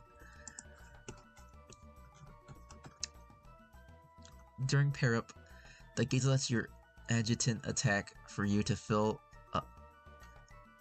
The gauge that lets your adjutant attack for you fills up twice as fast. Because that makes this adjutant do the work out of sheer laziness. Then we have 10th Titanic Captain. And Blackbeard / Burgess / Vine Augur mutually increase each other's stats if they are on the same side during a stage. They don't flinch on their attacks either, which is good if you play as Kuzan slash BB, but also bad if they're on the enemy side. So this is a skill that Kuzan himself brings to the table.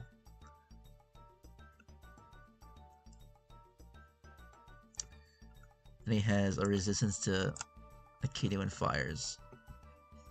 Next to his bestie Blackbeard on the character's select screen, the Titanic Captain outfit is his default for post-time skip. He's mostly the same. He can benefit from raw power and punching moves, on top of 1 or 2 specials he showcased against Garp in the Battle of Pirate Island. Unique animations, their punching seems to be the same animations but symmetrical. I don't like that. I think you could do more with an ice user and a plant user. Still unique gameplay-wise with ice and wood properties. I think you could do more with their, like, you know, movements and attacks than just having the same attacks but with different properties. Wood properties. I don't even know what that means. Of course, that is a miscellaneous suggestion. Out of all the possible changes to Pirate Warriors 4 characters, this one is by far the least relevant. Cinematic punch special should be enough. Kuzan's big punch.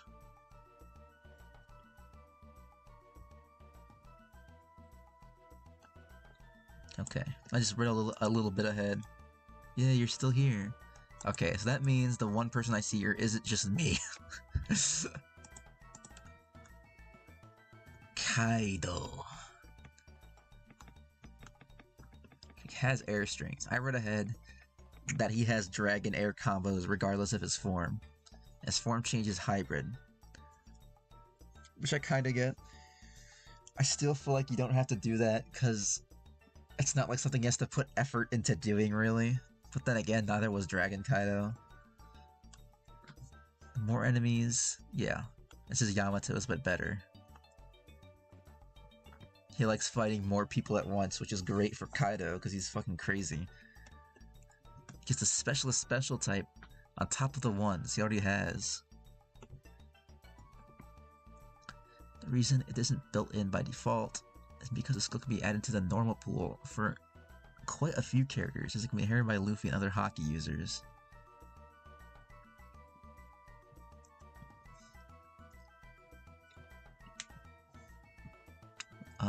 Okay, so other characters who learn hockey, rather than having it off the bat. So it's a skill that they can learn. It's weird for Kaido to have to, you know, unlock it himself, though.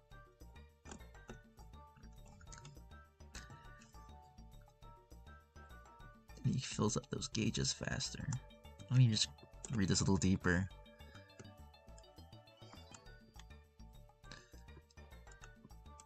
Wow, no dragon transformation form change. There's something a little sad about that.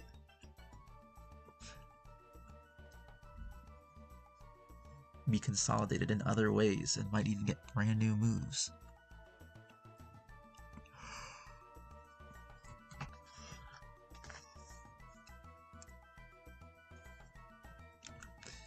Okay, now we have some new characters, King and Queen.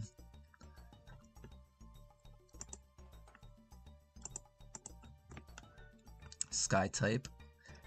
I'm still under the impression he should be a giant. Hold on. Let me see if I can't get a size comparison. So you can understand where I'm coming from. I'm not just pulling this out of my ass.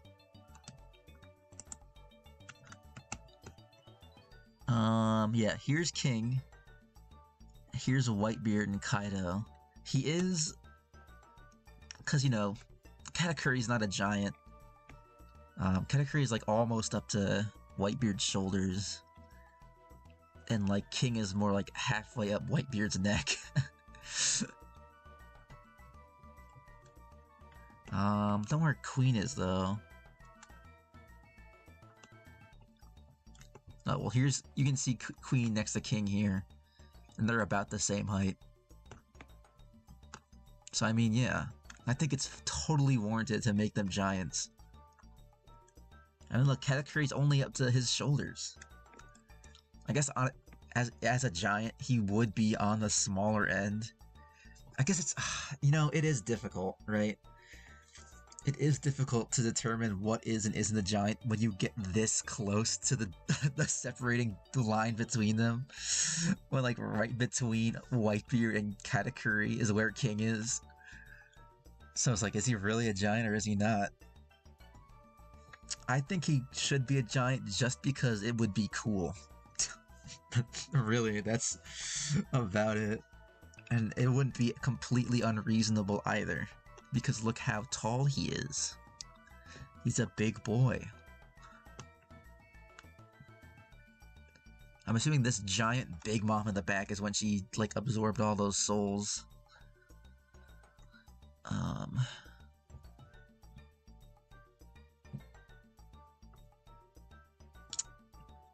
Yeah, I see a tiny pair of legs here, but I don't see who they belong to. But yeah, you see what I mean, right? Like, I think King should be a giant, but considering how close, or like how he's like right between Katakuri, a non-giant, and Whitebeard, a giant, how I understand that he might not be. They could be giants, don't worry. You have to like hold my hand and talk to me. I was like, alright, I'll make them giants. It's alright, it's all good. Fine, I'll make them giants. You don't have to if you don't want to. Dude, Jack is huge. When I learned that Jack was taller than Kaido, it blew my mind. It just doesn't look right. Black Maria is even taller. Well, I guess if you count the horns.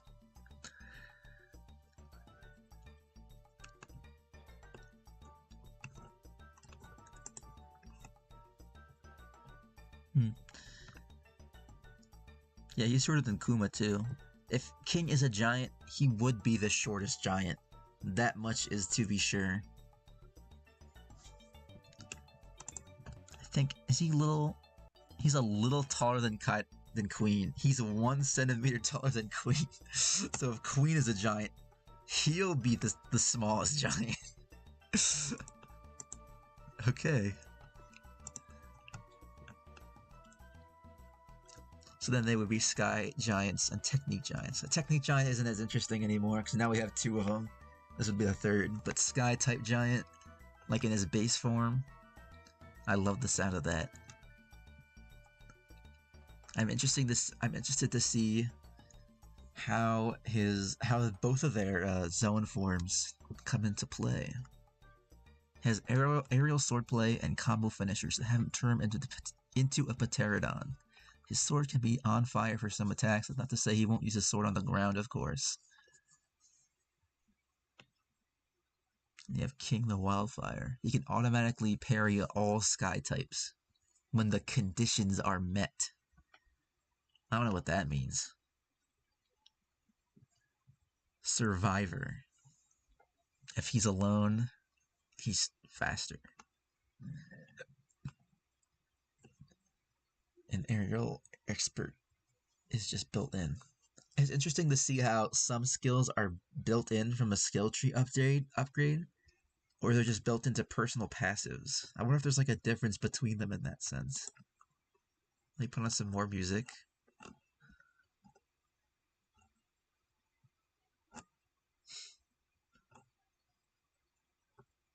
Something nice. I'm putting on beach music because I'm thinking of pirates. But I think something more energetic like this is better. Cheeseland. Let's check out his notes. I'm sure there's a lot to be said. Look at Queen's notes. He has one moveset, the toggle that makes it differ. Think Rombospheramus. Okay, he can be strong with regular attack speed, or slightly weaker and more fragile but with increased attack speed, and increased range for some of his charge attacks. Toggle will be very fast and different from Rome's, or Lucci / Kaku will change based on select charge attacks. King can do it a lot more often.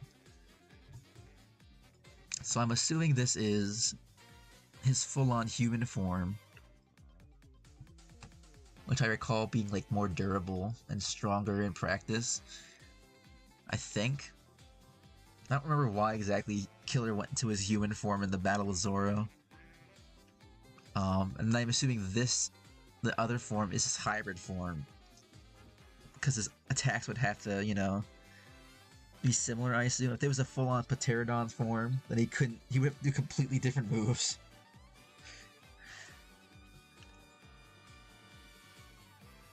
So he has farther reach and more reach. Okay, that definitely works. I think that would be a lot of fun. Oh gosh. The exhaustion setting in. But I think we're mostly done, right? I can't see where the slider is. The slider's right here. It was up here. Now it's down here. We're like halfway through. Okay, Queen. No air strings. His attack speed and range is increased for 30 seconds whenever he's affected by his status. Huh, when he gets affected. Can easily afflict status more easily, and his damage against the affected foes is increased. Stance taunt becomes a healing taunt like Odin's. Fuck yeah. Turns into a dino for some cinematic specials or R1/charge attacks. Otherwise, it's all human, using his firearm as viruses and integrating some properties of Ichiji, Niji, etc. into his kit. Think about Queen and Sanji. There could be a gimmick or gameplay mechanic to turn them invisible, but I don't know how it would be easy to implement. Yeah, I don't even know how useful that would really be. Like, I guess they wouldn't target you, but like if you keep hitting them and they don't target you still, you'd be kind of overpowered. Basic parry animation. It's pretty good. I think that's a good idea. Even like they go invisible briefly afterwards. Even pre-time skips on just so fast they can have a speedy ass flurry of kicks as a counter. Anyway, while most characters in Pirate Warriors only have one status element, Queen Sunset is very unique in his 80-man roster as he's a master of all trades who can possibly inflict so many of them. And he hits like a truck and it's got moves at range too. Won't be too slow, won't pale in comparison to King. And his full force burst can be turning into hybrid form with the extra weapons, arms/claws. Didn't bother giving extra his hybrid skin because that changes nothing. Whereas this would be closer to Katakuri's full force burst. So kind of like the same moveset, but there's a bunch of extra shit going on that makes all of his moves like boosted and do have a higher hit rate. Having more attacks combat attached to it. I'm kind of sad that Dex Drake doesn't have his hybrid form though. It doesn't change nothing as long as you don't want it to change nothing. I think you could definitely have something like Lucci when it comes to X Drake. Total Lucci-like right there. Okay. all of them in a row. Okay, let's go into Big Mom. Power Giant. Form change. If there's anything like your Pirate Warriors form change, that she gets the flight special type. Okay, so form changes can change your type. When she eats, she gets faster, but not when her form change.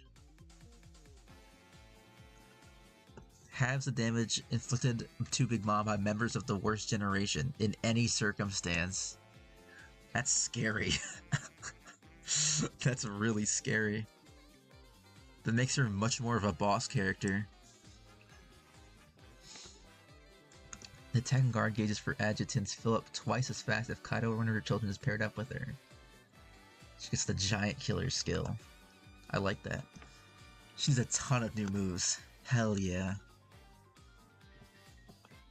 I'm thinking maybe her regular costume is Zeus while her Onigashima costume gives her Hera. Okay. You can mix and match thanks to cosmetics regardless, so she'd have access to different R1 Thunder moves depending on cosmetics. I might be the only character who does this.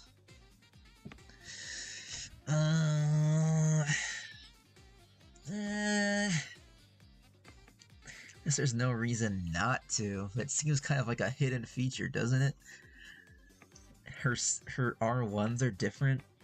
If she's wearing a different outfit, it could be something like in Pirate Warriors 4, if you choose a pre-time skip outfit, it'll be like the moveset has changed. It could be like that for Big Mom, but on a much smaller scale. I think she should have a new form change, by the way. I think she should have 2 form changes. The Sky type one. Oh, the Flight special type. For some reason I thought it was the Sky type altogether. It's the Flight special type. I think she should have another form change where she gets massive. She absorbs a bunch of souls and gets huge, and then she's fighting alongside Misery. That's what I think. But we have Parasparrow, a new character. I think it's pretty warranted considering the role he played in Whole Cake and Wano. It's tenacious and dedicated.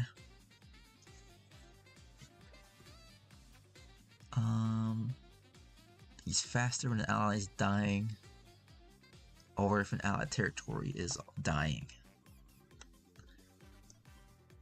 If you use the Candy Maiden, it'll leave a giant structure in place after the fact. It'll be shown on the minimap. It'll hurt any enemy who comes into contact with it.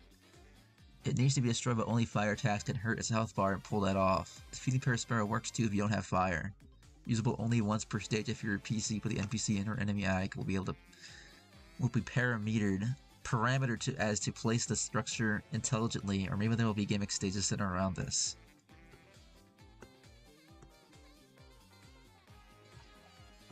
Okay. I think the fact that it leaves a candy structure after you use it, and it hurts people who touch it, should be like a base ability of the special itself. And the fact that it freezes territories should be the effect of the passive. Because I think you kind of have to unlock something for a specific special is already kind of like a... If you're not running that special, then I guess you're just fucked. Well, not fucked, but your personal passive too just doesn't exist in that case. So I think I would probably do something else, just so it's not like you have to run a special for this to even be anything, or just have the special. I'm assuming the special can create a structure without the passive.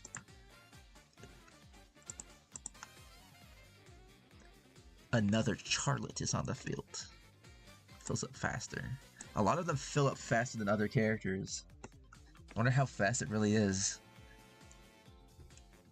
Okay, it's Candy Maiden, a Bone Arrow, a Big Candy Axe, among other things. The potential is unlimited, even beyond what he's shown in the series. A tsunami of liquid candy that binds and entraps any enemies in candy, provided they survive the damage of the attack. How he bound those vents smokes and several other characters. Okay, cool. So I imagine he does a lot of petrifying. He's kind of like... He sounds like he'd be like Hancock. But instead of Hancock, who's much more of like a melee fighter, Parasparrow is much more of a projectile fighter. Okay. Now let's look at the Sweet Commanders. Still have Steam open for some reason.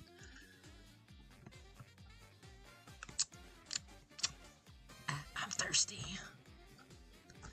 Future Sight. Lets you pray without needing to guard at all. You could also give this to Anel, actually. He kinda had that. Not really fully, not as much. What am I even talking about? Broken, so it costs 3 skill slots.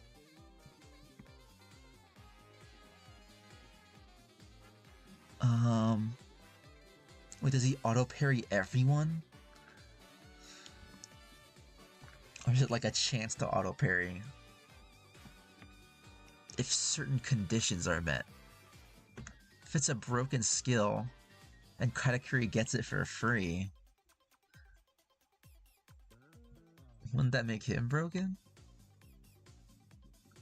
This confuses me a little bit.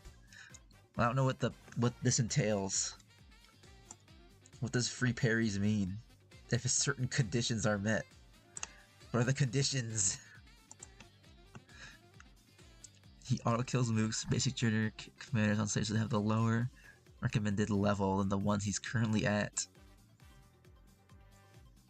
So probably a lot of them. And 20% chance is way higher than 5% chance. That means a 1 in every 5 hits that hit an enemy will just instantly kill them. That's actually insane. These two skills combined make him a fucking monster. He's actually probably gonna be one of the most broken characters for that reason. You could use the Mochi earplugs to deal more damage to music types and be immune to their status ailments. I don't know why that would make him stronger against them, but it would make him immune. His regular full force burst is Muso Donuts. One of the least changed characters, aside from his new personal passives. Yes, please do that. That move is so garbage.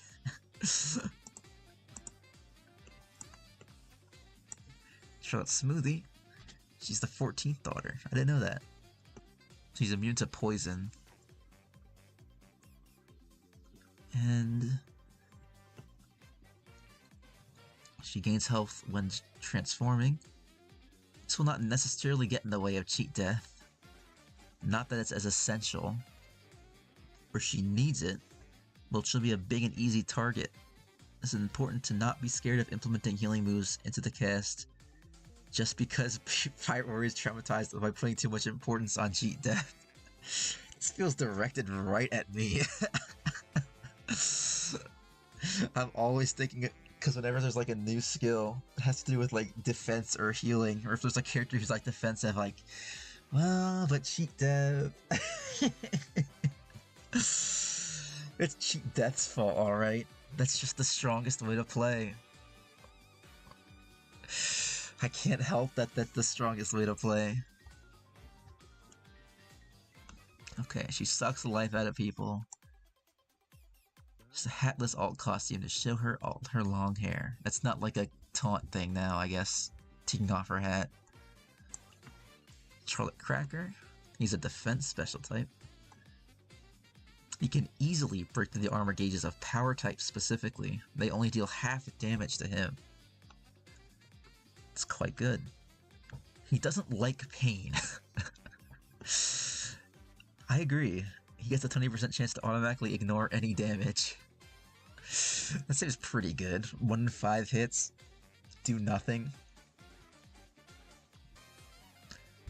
Strengthen his biscuit soldiers. I like that. More emphasis on his cool ability. Alright, now we're getting into the Vin Smokes. Every time Judge reaches a 4,000 hit count, a generic German commander will spawn and be added to the ally army. It might not trigger in specific scenarios as a 1v1 boss fights. Can be lowered and go from 4,000 to 3,000. Okay. Oh. Only 3 commanders to be in the army at a time. Okay. It's a neat skill. I don't think summoning allied commanders are gonna be, or not commanders, but like, you know, generic captains. They're gonna be that useful. I mean, they're little dummies, but it'll be a little helpful, I think. Some backup. It'll divert a little bit of attention. Spearhead of Neomads. Dashing is no longer requires stamina. Whoa.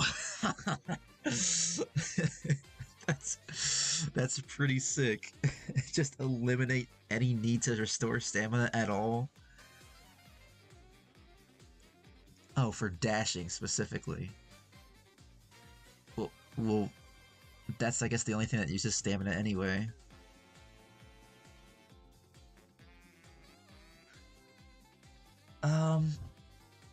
Yeah, that's very strong. That negates literally any need for any kind of stamina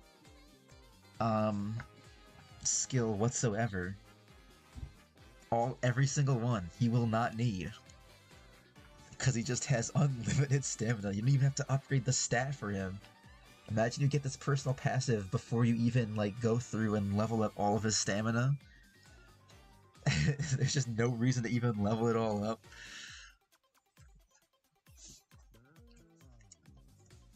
This might be powerful in a way that really disrupts, I guess, the mechanics of the game itself. Like the systems that are in place. This is like extremely powerful. Like you can combo just forever. You can keep power dashing and cancel everything over and over indefinitely with no issues whatsoever. It's not the most powerful thing. I mean, what am I thinking? What are the words? Like, obviously it's so strong. It makes him super fast too. Tie guarding or perfect blocks the stamina mechanic. That's a good idea. I don't think perfect blocks should cost anything, because it'll just feel bad to use them in that case, I think. I think the whole point is that like you really do the good timing and you get rewarded. I think if you're just like guarding just flat out, just to block damage, I think stamina is a good way of implementing guarding in a way that keeps it from being just too powerful, like it can be in some games. And also giving stamina another use. It also keeps Judge from having infinite stamina in all scenarios. It's just still so crazy to think about. Infinite stamina Judge. Alright, fine. Whatever you want. It's a very crazy skill that, now I really think about it, probably won't be too grain breaking. Reiju and Exoskeleton. Is this the same for all of them? Yeah, it's regen and substantial boost to a character's base health and defense. And you have to upgrade Ichiji to get it for everyone. Poison Pink. 35% chance to double the power of an R1 move when using it. So just 1 in 3 specials are just double damage. That also seems pretty broken. That is an extremely big damage buff. Your specials are going to be your biggest damaging moves. And a third of the time, they're going to be double damage. She's not going to... You can throw those out pretty, like, often, too. Seems going to be really strong.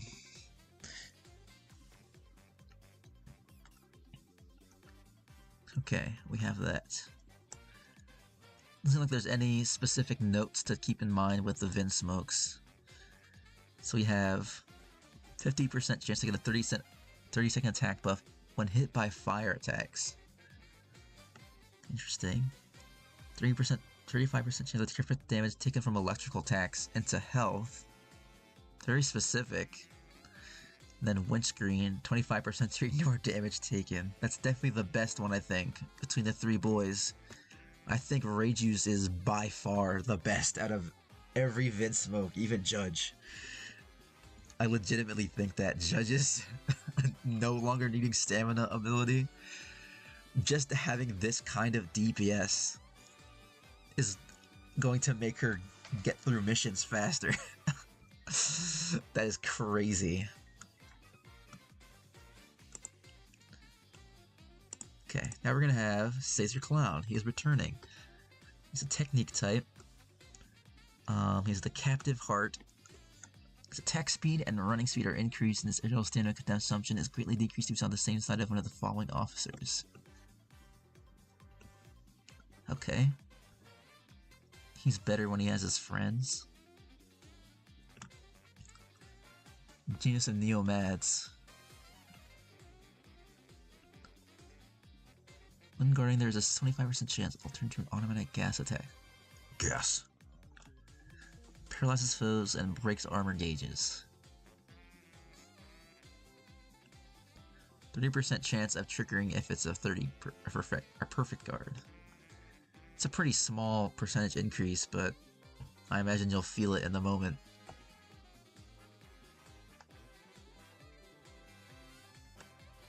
Okay.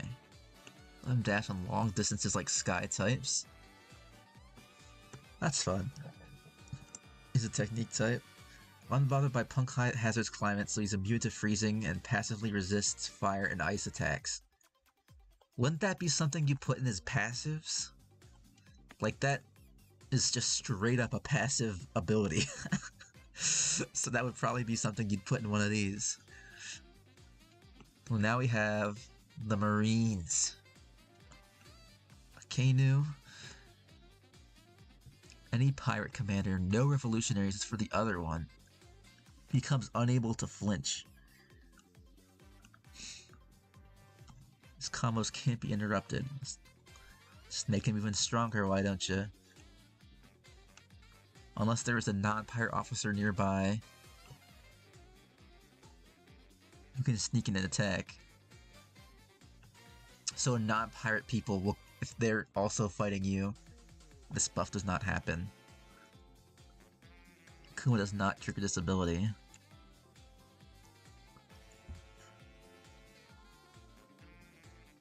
Have a field day dabbing on bro. Dragon Sabo, Ivankov, Kuma, or Inazuma are present as part of any army. Akainu spawns every 2 minutes. Okay. I'm getting tired. I'm starting to get like woozy. Uncleared Justice. She has to teleport above an enemy as they attack and unleash a massive explosion. Explosion skies can increase with the skill's level. Thanks to Kushu92 for coming up with this one. Yeah, the shoutouts. Okay.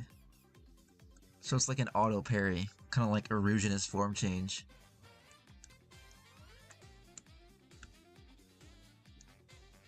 I like that. Don't know why it's called Unclear Justice though. Regular guards have a 30% chance to completely ignore damage. Perfect guards completely fill up his R1 gauges. Thank you to Kushu92 for partly inspiring this one.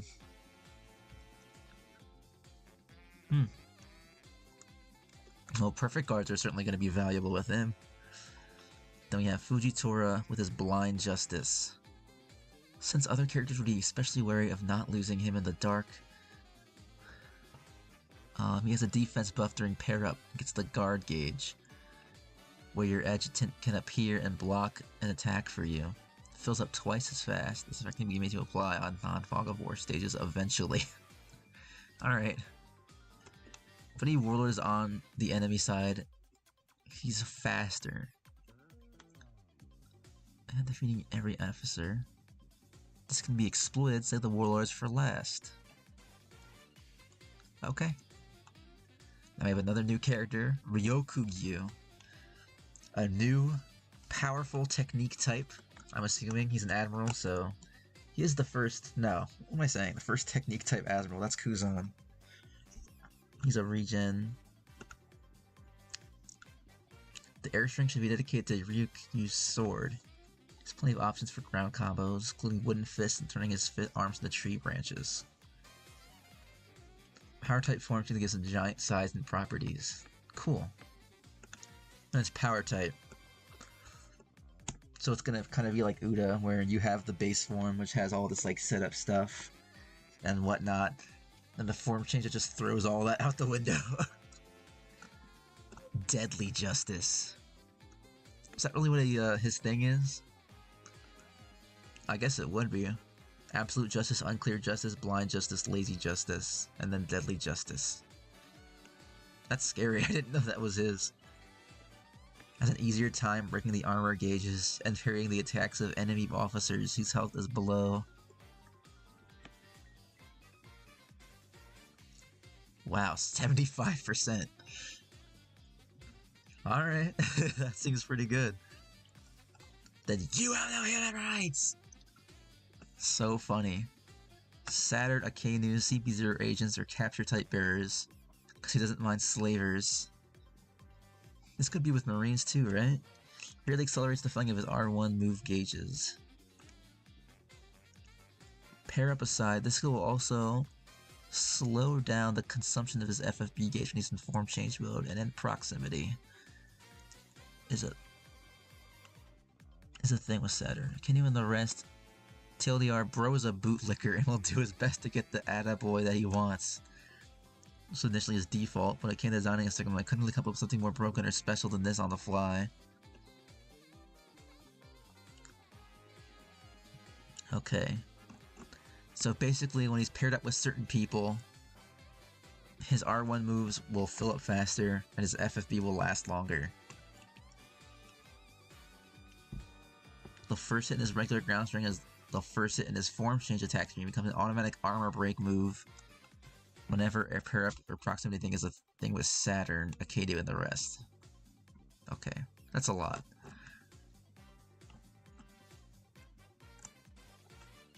Don't think there's any cosmetic things for a while. Okay, and we're getting into these, where the hell is the... It's right here. We're getting close to the end now. I'm definitely not going to read the rest of this, at least not tonight.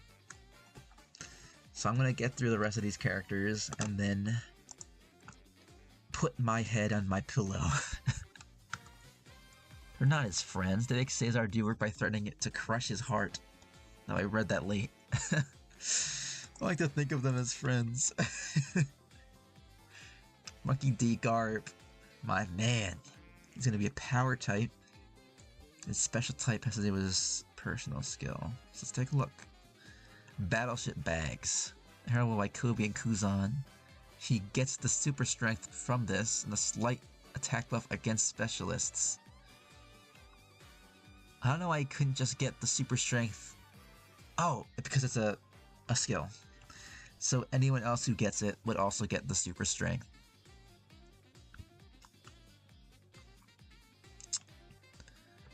All Devil Fruit users. To prove that they can break skulls as easily as all those pretentious power users simply by training their bare fists with determination or some shit. Yeah, I fucking love Garb. Garb is so awesome. My irreplaceable protege. I guess this is old Garb you're making a move set for. If there was a kidnapped officer on the battlefield, you can break armor gauges with one hit, no matter what.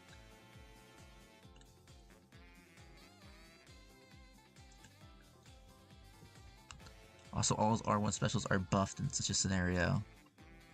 So he's like fucking Omega powerful when someone's captured. The Fist of Love also auto breaks armor gauges. Okay. Nothing escapes the Fist of Love.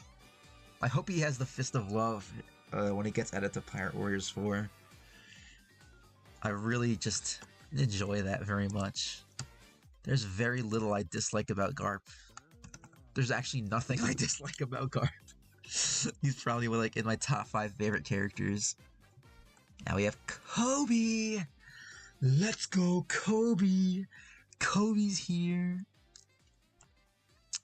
I'm curious to see what your plans or your ideas were for him, considering we didn't see anything to do with him before you made this, I'm assuming. Like, the reveal came after this. He has Hidden Resolve. Inherently, that's actually really good. It's a great skill to have.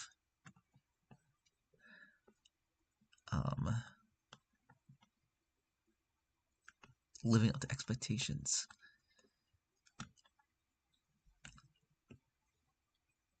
Okay. And then he has lower stamina consumption in the air. Guess there's really no like major mechanics to speak of with him. I think you should put notes on more of these characters. Like characters like Ryo Kugyu and Kobe and not Paris, bro. You gave him notes. But like, yeah, I think some of these characters you could probably do a little more to explain how they work. Not that you haven't explained them, of course, but I am still curious about more of them. We have Smoker, White Hunter. His movement speed is factoring in the following scenarios. When they're fleeing enemies, retreat must be prevented. When they're spawning enemies with target bounties on their heads. Or when their allies held in custody. Okay. Deals more damage to pirates. Guess he's pretty straightforward. Tashigi is a scout type. Worked up. Interesting. I wonder why you chose worked up for Tashigi specifically. It feels a little random. And then Gentle Blade. She can automatically parry anything. Non-inheritable version of Future Sight. That's a very powerful skill to give her. Deals more damage to Logias. That's cool. And plays much closer to Pirate Warriors 3 greatness. You really want Tashigi to be good. I imagine Kobe is a normal martial artist like Sanji or Lucci. Yeah, it's kind of hard to think about how Kobe would be unique without being too much like Lucci.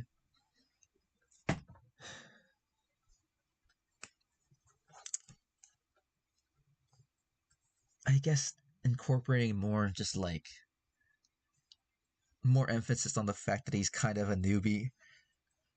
Kind of like Tashigi. He's kind of like trying his hardest. He's overexerting himself. And more emphasis on punching.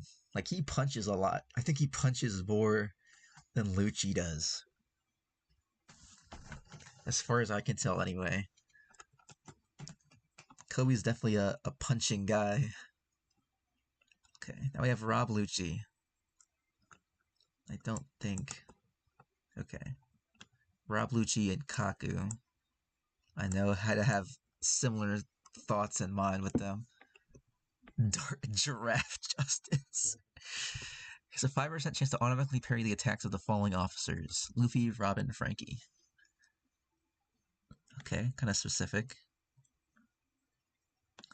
You're not the only one who grew stronger. When he uses his awakening, Lucci can keep the duration going based on hit counts. Oh, I like the idea that it's awakened zone fruit specifically. But if that's the case, then I think you should apply that to Yamato too. Like a buggy, his overdue post-time appearance is in. His awakening is a power type form change. I imagine that's because he's not like switching around or anything. He's not going to be in a human form. It retains the property of Sky type that lets him dash for very long distances. Lucci gets a super strength and regen. His first passive also applies to Zoro, Stussy, Bonnie, Sabo, Blackbeard, and S-Bear. Specifically S-Bear. This stuff like this is gonna get outdated real fast.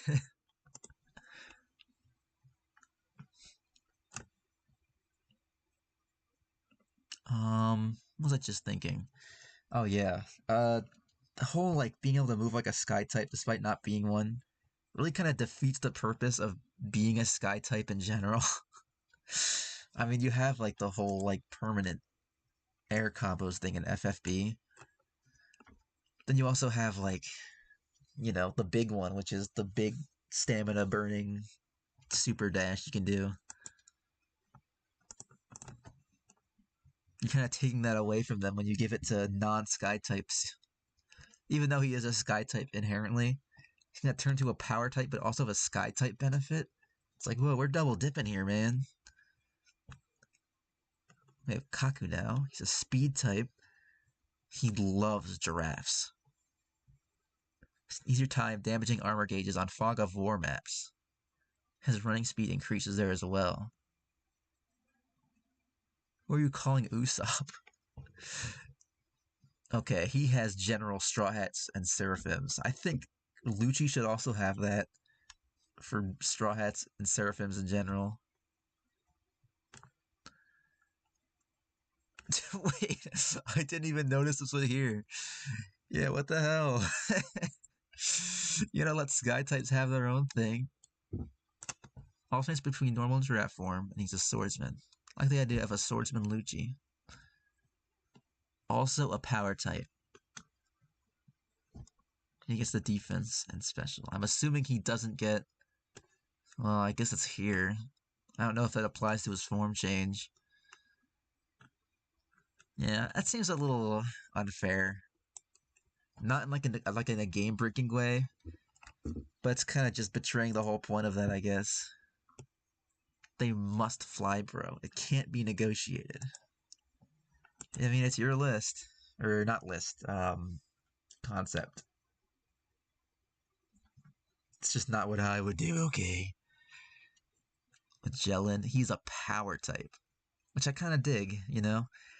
You would think with a character like Magellan, just like automatically a guy who poisons someone is a technique type.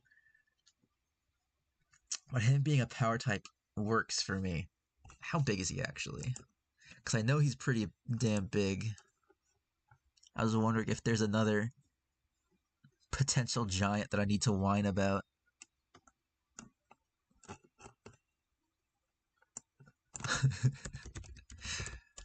Get ready for the whining. Let's see. Oh yeah, that's like Katakuri size. Yeah. Wait, hold on now. Okay, no. He's very, very close to Whitebeard. Oh wait, this is different. Wait, this is way different than the other one. I don't know how accurate this is, because in this one, Katakuri is taller than Whitebeard.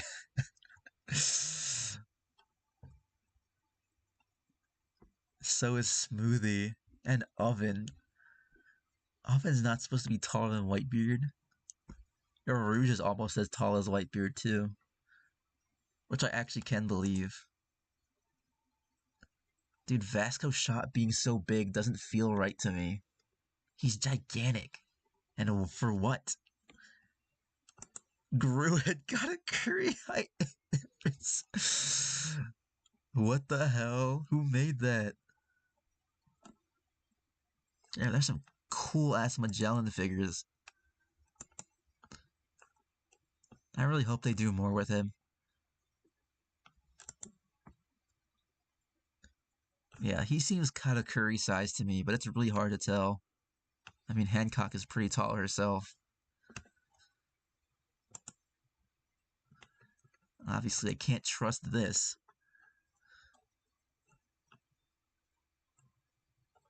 What can you do? This is just this guy's, like, figure collection. Okay, I can't figure out. I have to go into his wiki to, like, take his height and then compare it to others. Maybe I can just... His height. 16 feet, 1 inch. Now let's get...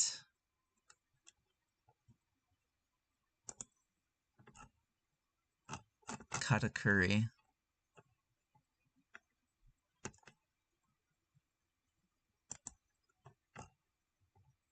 My gosh.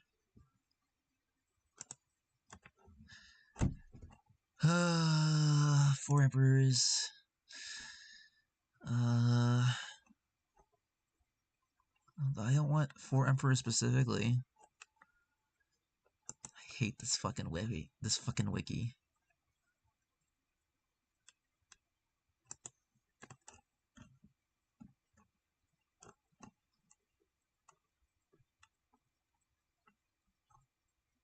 Where's the big mob pirates?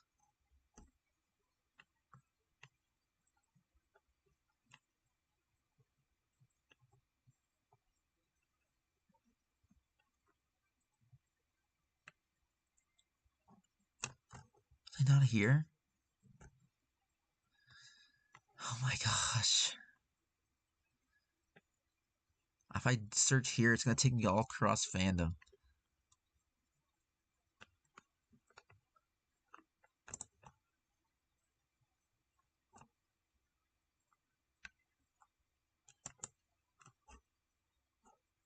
I don't want to see the members of the 4 emperors.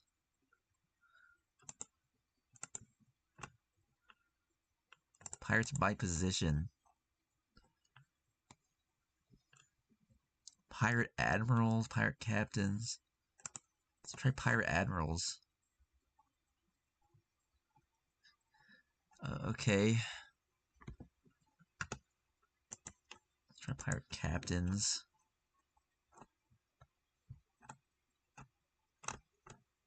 No. Pirate officers. I bet he's here. No.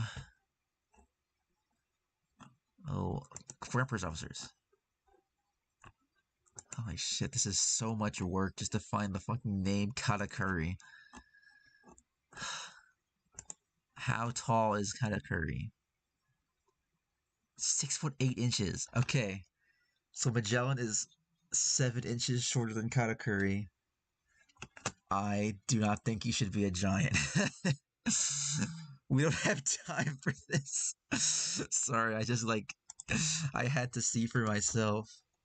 Anyway, the Herald by Crocodile Queen stays on Reiju, maybe others. Poison moves, a chance to auto-kill mooks. Some basic generic officers. Gives immunity to being poisoned yourself. Might already have that as a hidden passive. Good. I think we should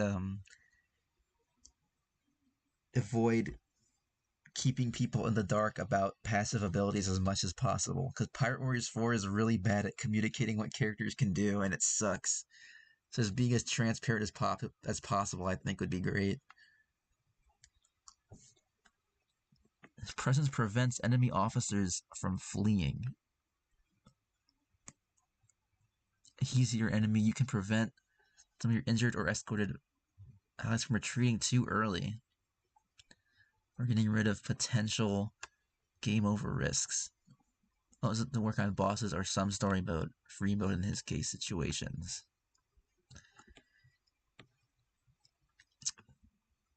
I hope that comes across okay, because it's going to be really confusing if it's like not all missions does this work, and then people get confused when it doesn't work in some missions because they didn't really realize that doesn't work all the time. So they're like, well, is this like an inconsistent ability? That definitely has to be communicated well. Ivankov increases the speed at which stamina is restored. Can capture territories while ignoring defense types. Inheritable by Kuma and Dragon, but not Sabo.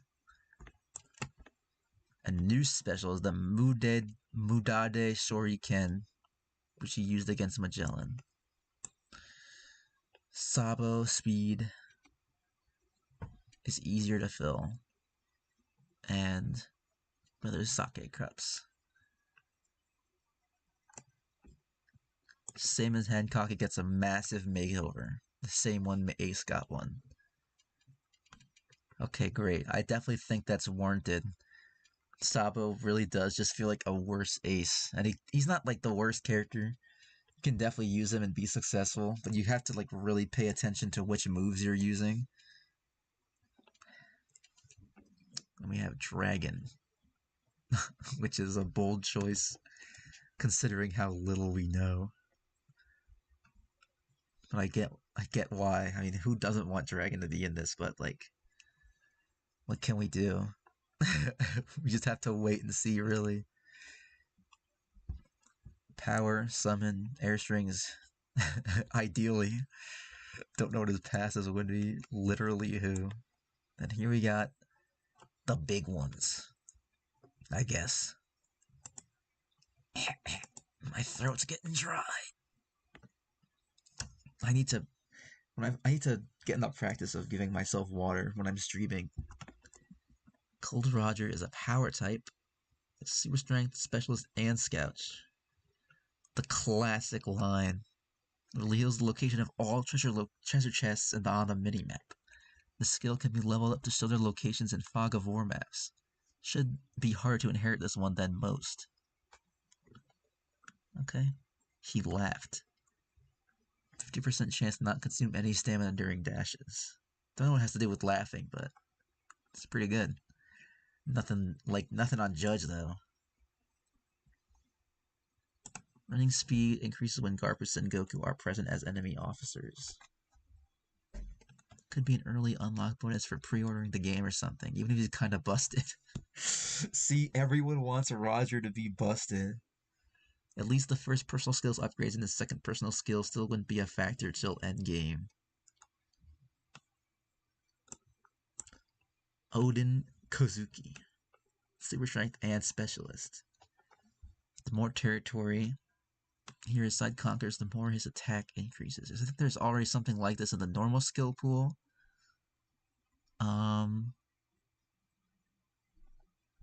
You actually mentioned the skill like this earlier. I forgot who it was with. The more territories that they claim, the stronger they become. You mentioned this, but this is free for him. Plus, represents his inability to stay in one place, and he prefers to go adventure.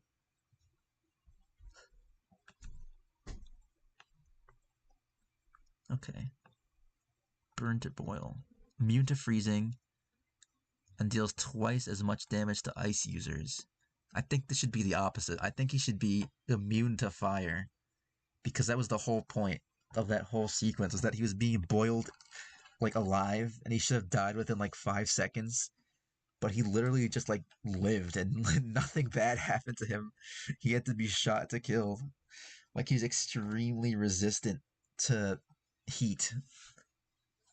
So really, he should be immune to fire. But that would also just make certain enemies, he would just be invincible to certain enemies, which I think is a little unfair.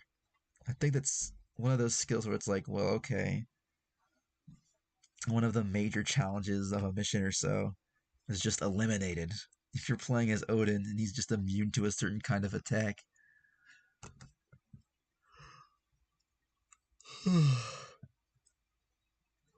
This is a dangerous game you're playing.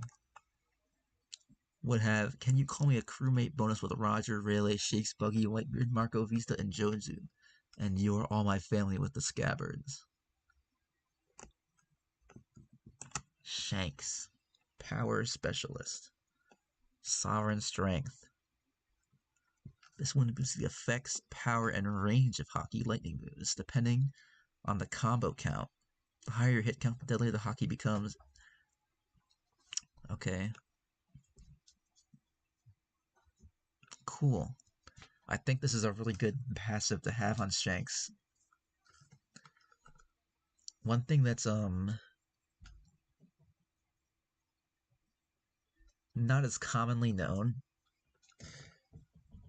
because it was only found out like this year, but someone did find out that Sovereign Strength does actually increase Shanks' attacks, his normal attacks, when he has Hockey on his sword, which proves that he's using Conqueror's Hockey coding, advanced Conqueror's Hockey, before it was even a thing in the anime itself, which is really cool. But it was also still not that useful. I think having it affect, the effects and the range, whatever effects entails, that's just nice.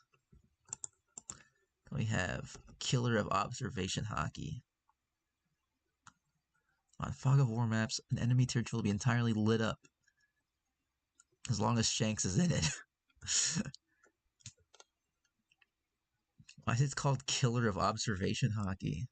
It gives a 15% chance to automatically parry strong or charge attacks from enemy officers without needing to guard.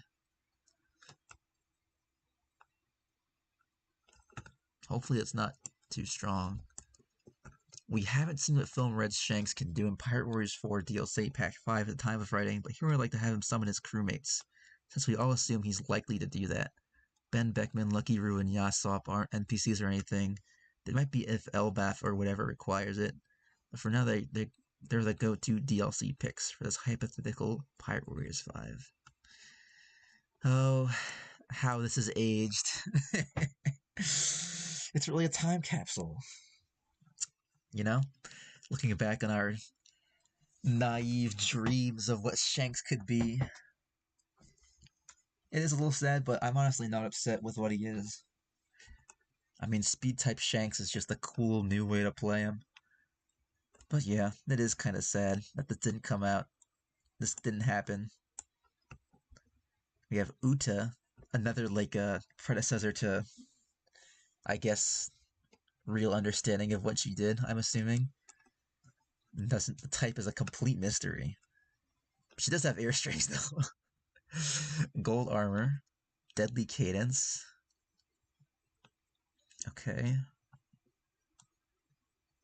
Oh, Elegia star. Uta's attack speed and running speed are all buffed with any of the film red characters around the field. Even Brulee's fakes. And then no notes. We're really in the dark with her. And now we're getting to the final guys. Stussy is a technique type. Curious what makes her a technique type. Legacy of the Legend. Increases all XP just completely. Can be maintained forever if you wish. Only with specific characters. Oh, okay, so teaming up is going to be important. No duration when pairing up with the following officers. Whitebeard, Marco, Kaido, Big Mom, Lucci, Kaku. Her running speed automatically increases if they are on the battlefield too, even on the enemy side. Doesn't say she doesn't like lack the buffs either. So I think this is just better than, well, no. It's not better than Hawkins, because Hawkins doesn't need to limit himself to anyone. Stussy does get the boosts that Hawkins doesn't, but she needs the right allies, which I guess is pretty manageable in missions where you can pick more than one people and then swap between them. Rip Yasop, for real. Learn dash on long distances like sky types. Literally stop doing that.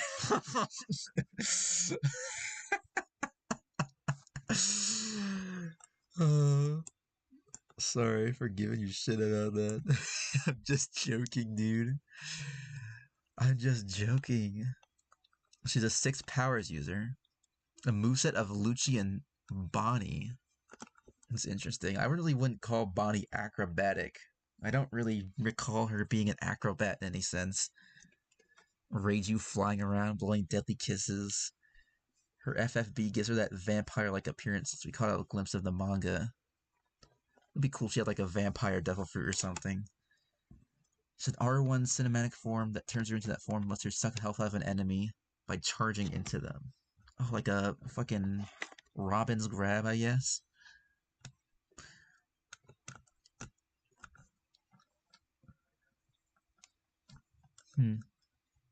It is definitely difficult to give Stussy a whole moveset, because we really know very little. I think we're going to learn more.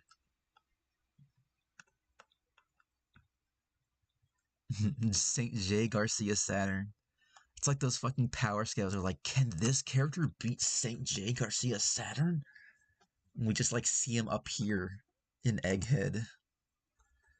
The Cypher Pole Swagger. I'm literally powerless against the Cypher Pole Swagger. Okay, we have 4 Seraphim. S-Hawk is a power type. He's a giant. Grits my teeth. Scowls. He's like a little baby, really. I don't believe him to be a giant. He's also the only one out of all of these to have air strings. I guess because he's probably like... I remember you saying this before, actually. When you posted like the picture of all the characters in your roster. That the Seraphim were really only in because they could be very easy clones.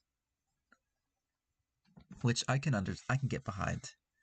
I think listing them as giants is weird, though. Essence of the strongest. See this before checking the other 3. I guess they all have something kind of like this. It comes across enemy sword fighters, including generic mooks. While his green blood gauge is emptied, there's a green blood gauge to worry about. It'll automatically start refilling again, regardless of if he'd normally have to wait a minute or so for it to start refilling on its own. Green blood mechanic. Think of a 4-tier gauge like Enel's, except it's already full when they start, and it gradually fills back up after some time after you've emptied it to use certain moves. Each of these characters starts with only 1 tier on the gauge. To unlock the remaining 3 via lethal break. Okay, so their mechanic gets upgraded, and the green blood depends on the character. He's closest to it now, though. Dashing no longer requires stamina. You really gave up, didn't you? No, I'm just kidding. But it's like, I don't get it. Never set to auto kill fodder and basic generic officers. You're dumping all the crazy shit on him. Fucking infinite stamina and every 10 hits kills people instantly. Okay, he's a semi-clone with giant properties. I guess because he's like on the larger side. He just wouldn't stagger or whatever. You could just say he doesn't flinch in like the passive or something if you really wanted to. He has unique attacks using Mr. One's Devil Fruit. His version of Meekhawk's charge gimmick is that he can make his slashes more and more devastating depending on how much of the green blood you have. Doesn't have any hockey properties. Okay. We have S Snake. This is the Hancock clone. Like, why even? Like, she doesn't do this ever. She doesn't do this. You could definitely come up with something like better that doesn't keep trampling on sky types. I think the more characters you put this on, the more of a glaring issue it becomes that sky types just aren't special. You're just removing like the big purpose of playing as a sky type altogether, because now there's like 6 characters that aren't sky types that can do sky type things. What the hell, man? She also has no stamina needed. It's just kind of crazy. That's more and more characters that don't have to level up their stamina to any extent in order to make the most of it. 20% chance to turn enemies to stone simply by being in their presence. Does not even have to touch them. Took up the damage of her petrification attacks to make it closer to Hancock's. Have to implement other as her, but her petrification attacks aren't as refined as Hancock's. Unlike her, she lacks any hockey properties.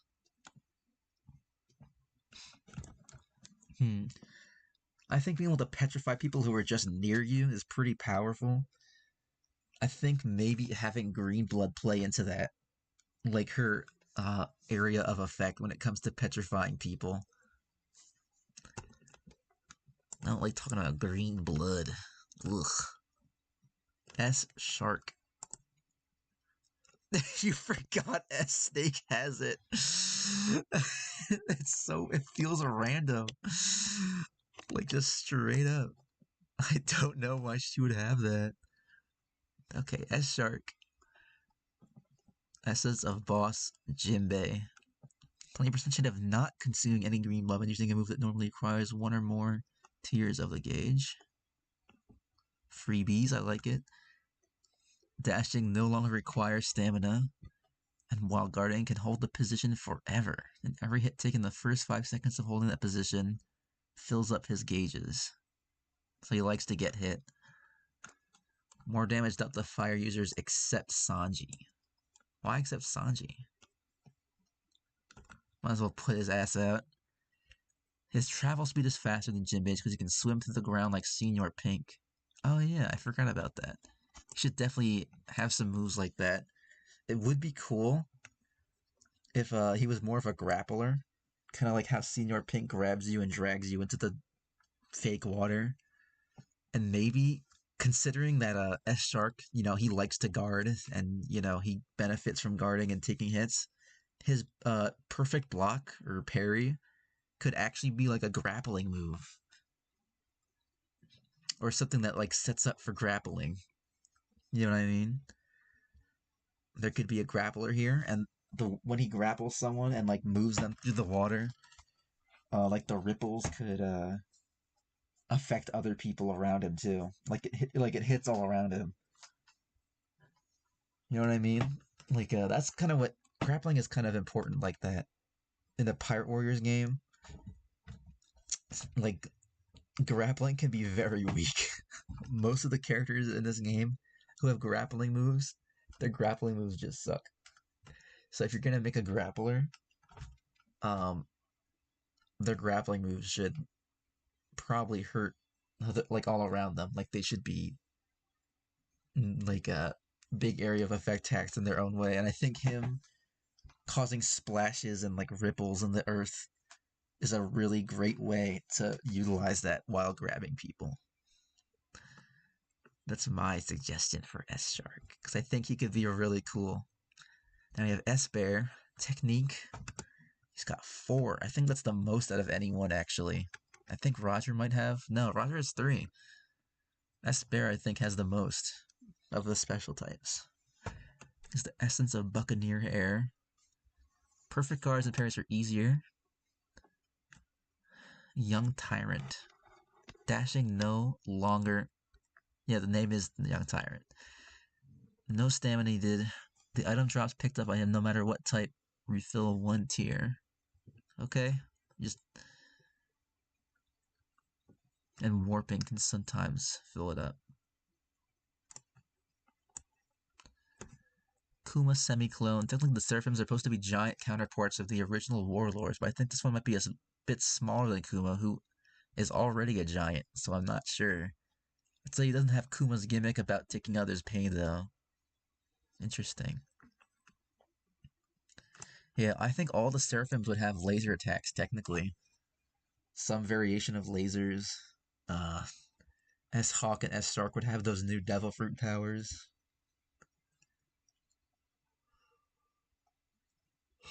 So even though they are clones, they have a lot to make them way different.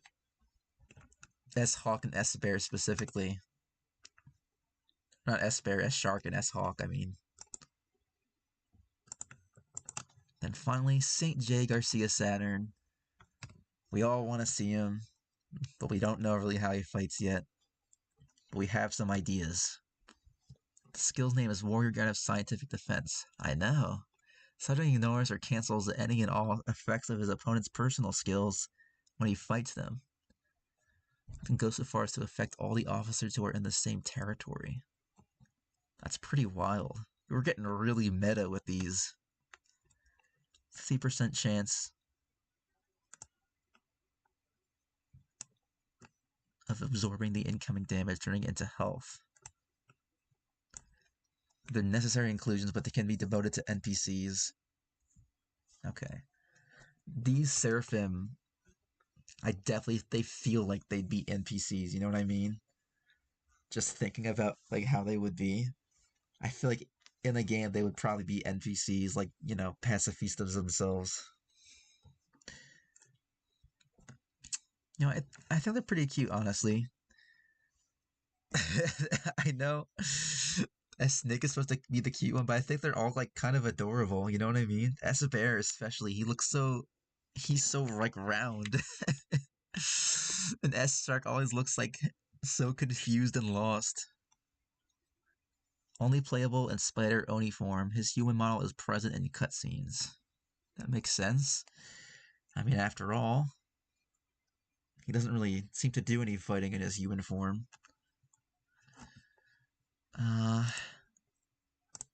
That's everyone. Seraphim Crocodile will matter most, just you wait.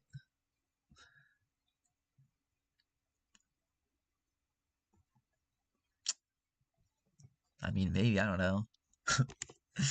There's still 3 Seraphim we haven't seen yet. I'm assuming they're going to be called S Crocodile, S Flamingo, and X Gecko. Most tragic character, most popular. and top one of the verse because my power skilling ass said so. Who, Kuma?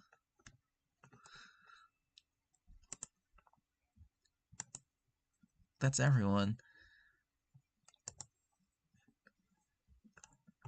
Here are all the NPCs. Not a lot of them, actually. Not as many as I was expecting. I cannot bring myself to read all this right now. Oh my gosh, you really went in depth. Oh wait, this isn't too much. This isn't every single mission that could possibly exist.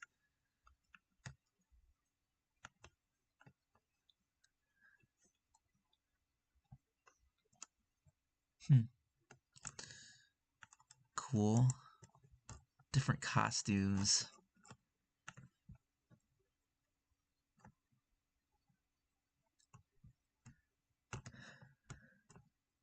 Stampede colors for all the worst generation. It's fun. I think we need to give them some film red outfits though. Just being for real. Cosmetics.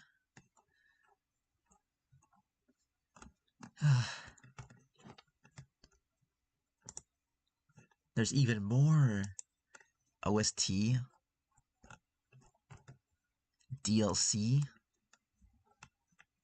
new characters, new grid, new difficulty, new level break, new outfits, cosmetics, 6 characters. First one to have Ben Beckman, Lucky Roo, and Yasop, the red-haired pirates. There's our Loki, Garling, the 3 characters we see right before Garling's panel. I guess like a sort of Celestial Dragons pack. Young Big Mom, Neko and Inu, Shirio and Lafitte. Is this like, so Young Big Mom, just straight up, just her as a child, and then like 2 duo characters. Is that what I'm seeing this right? I would avoid repeating Pirate Warriors 4's mistake of not integrating the DLC characters into the existing modes. I can't really blame them for that, honestly. To just go back and put these characters as NPCs in the previous modes. I mean, like, why? You don't have to. Hyrule Warriors didn't do it either. So it's like, those missions already exist. We're just gonna make new ones. That's exactly what Pirate Warriors ended up doing. They made new missions. A brand new mode, a battle tower. I love that. That's exactly what I want to see from this game. I'm not gonna go into detail reading here. Whoa. Pair up affinity chart.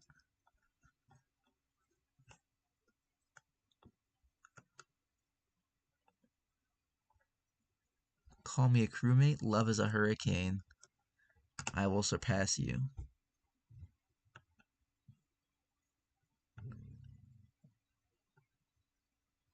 Huh. So they have interactions for themselves too. And I guess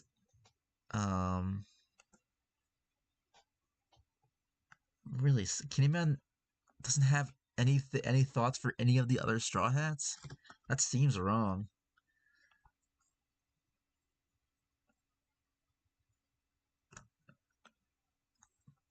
Law does.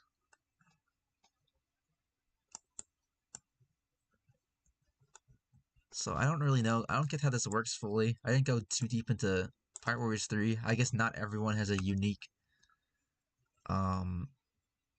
like pair up sort of thought. I guess it's more of like a basic one.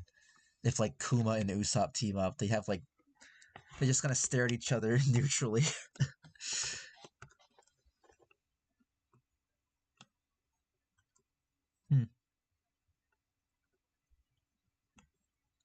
Luffy has something with Queen, but not with King. How interesting. Let me see what if Queen has anything with Kaido. I guess not. So I have to click this to see. Or maybe you just haven't done them all yet. I don't blame you. This is a lot. Okay.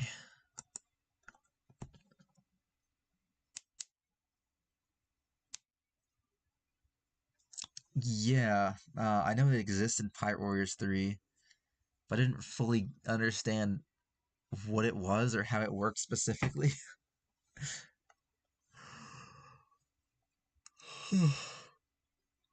I have to play that game more, and I'm certain that I will. For now, I am going to bed. I don't know if I'm going to stream this again, personally. I don't think that there's much call for me to go through everything else here. I'm probably going to look at it in my own time, but not stream it.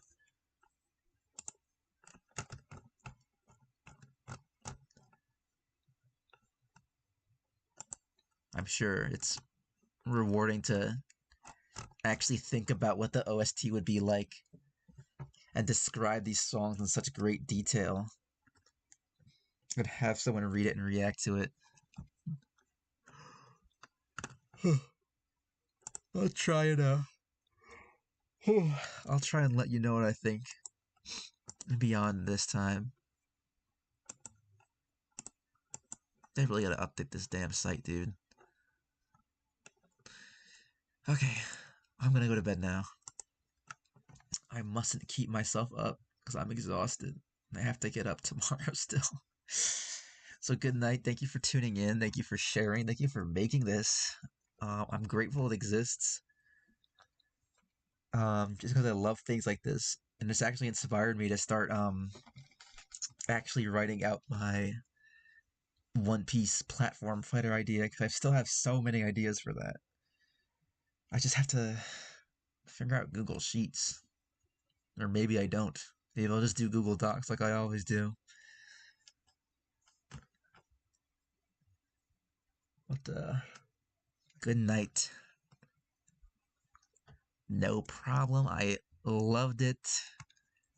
See you again soon.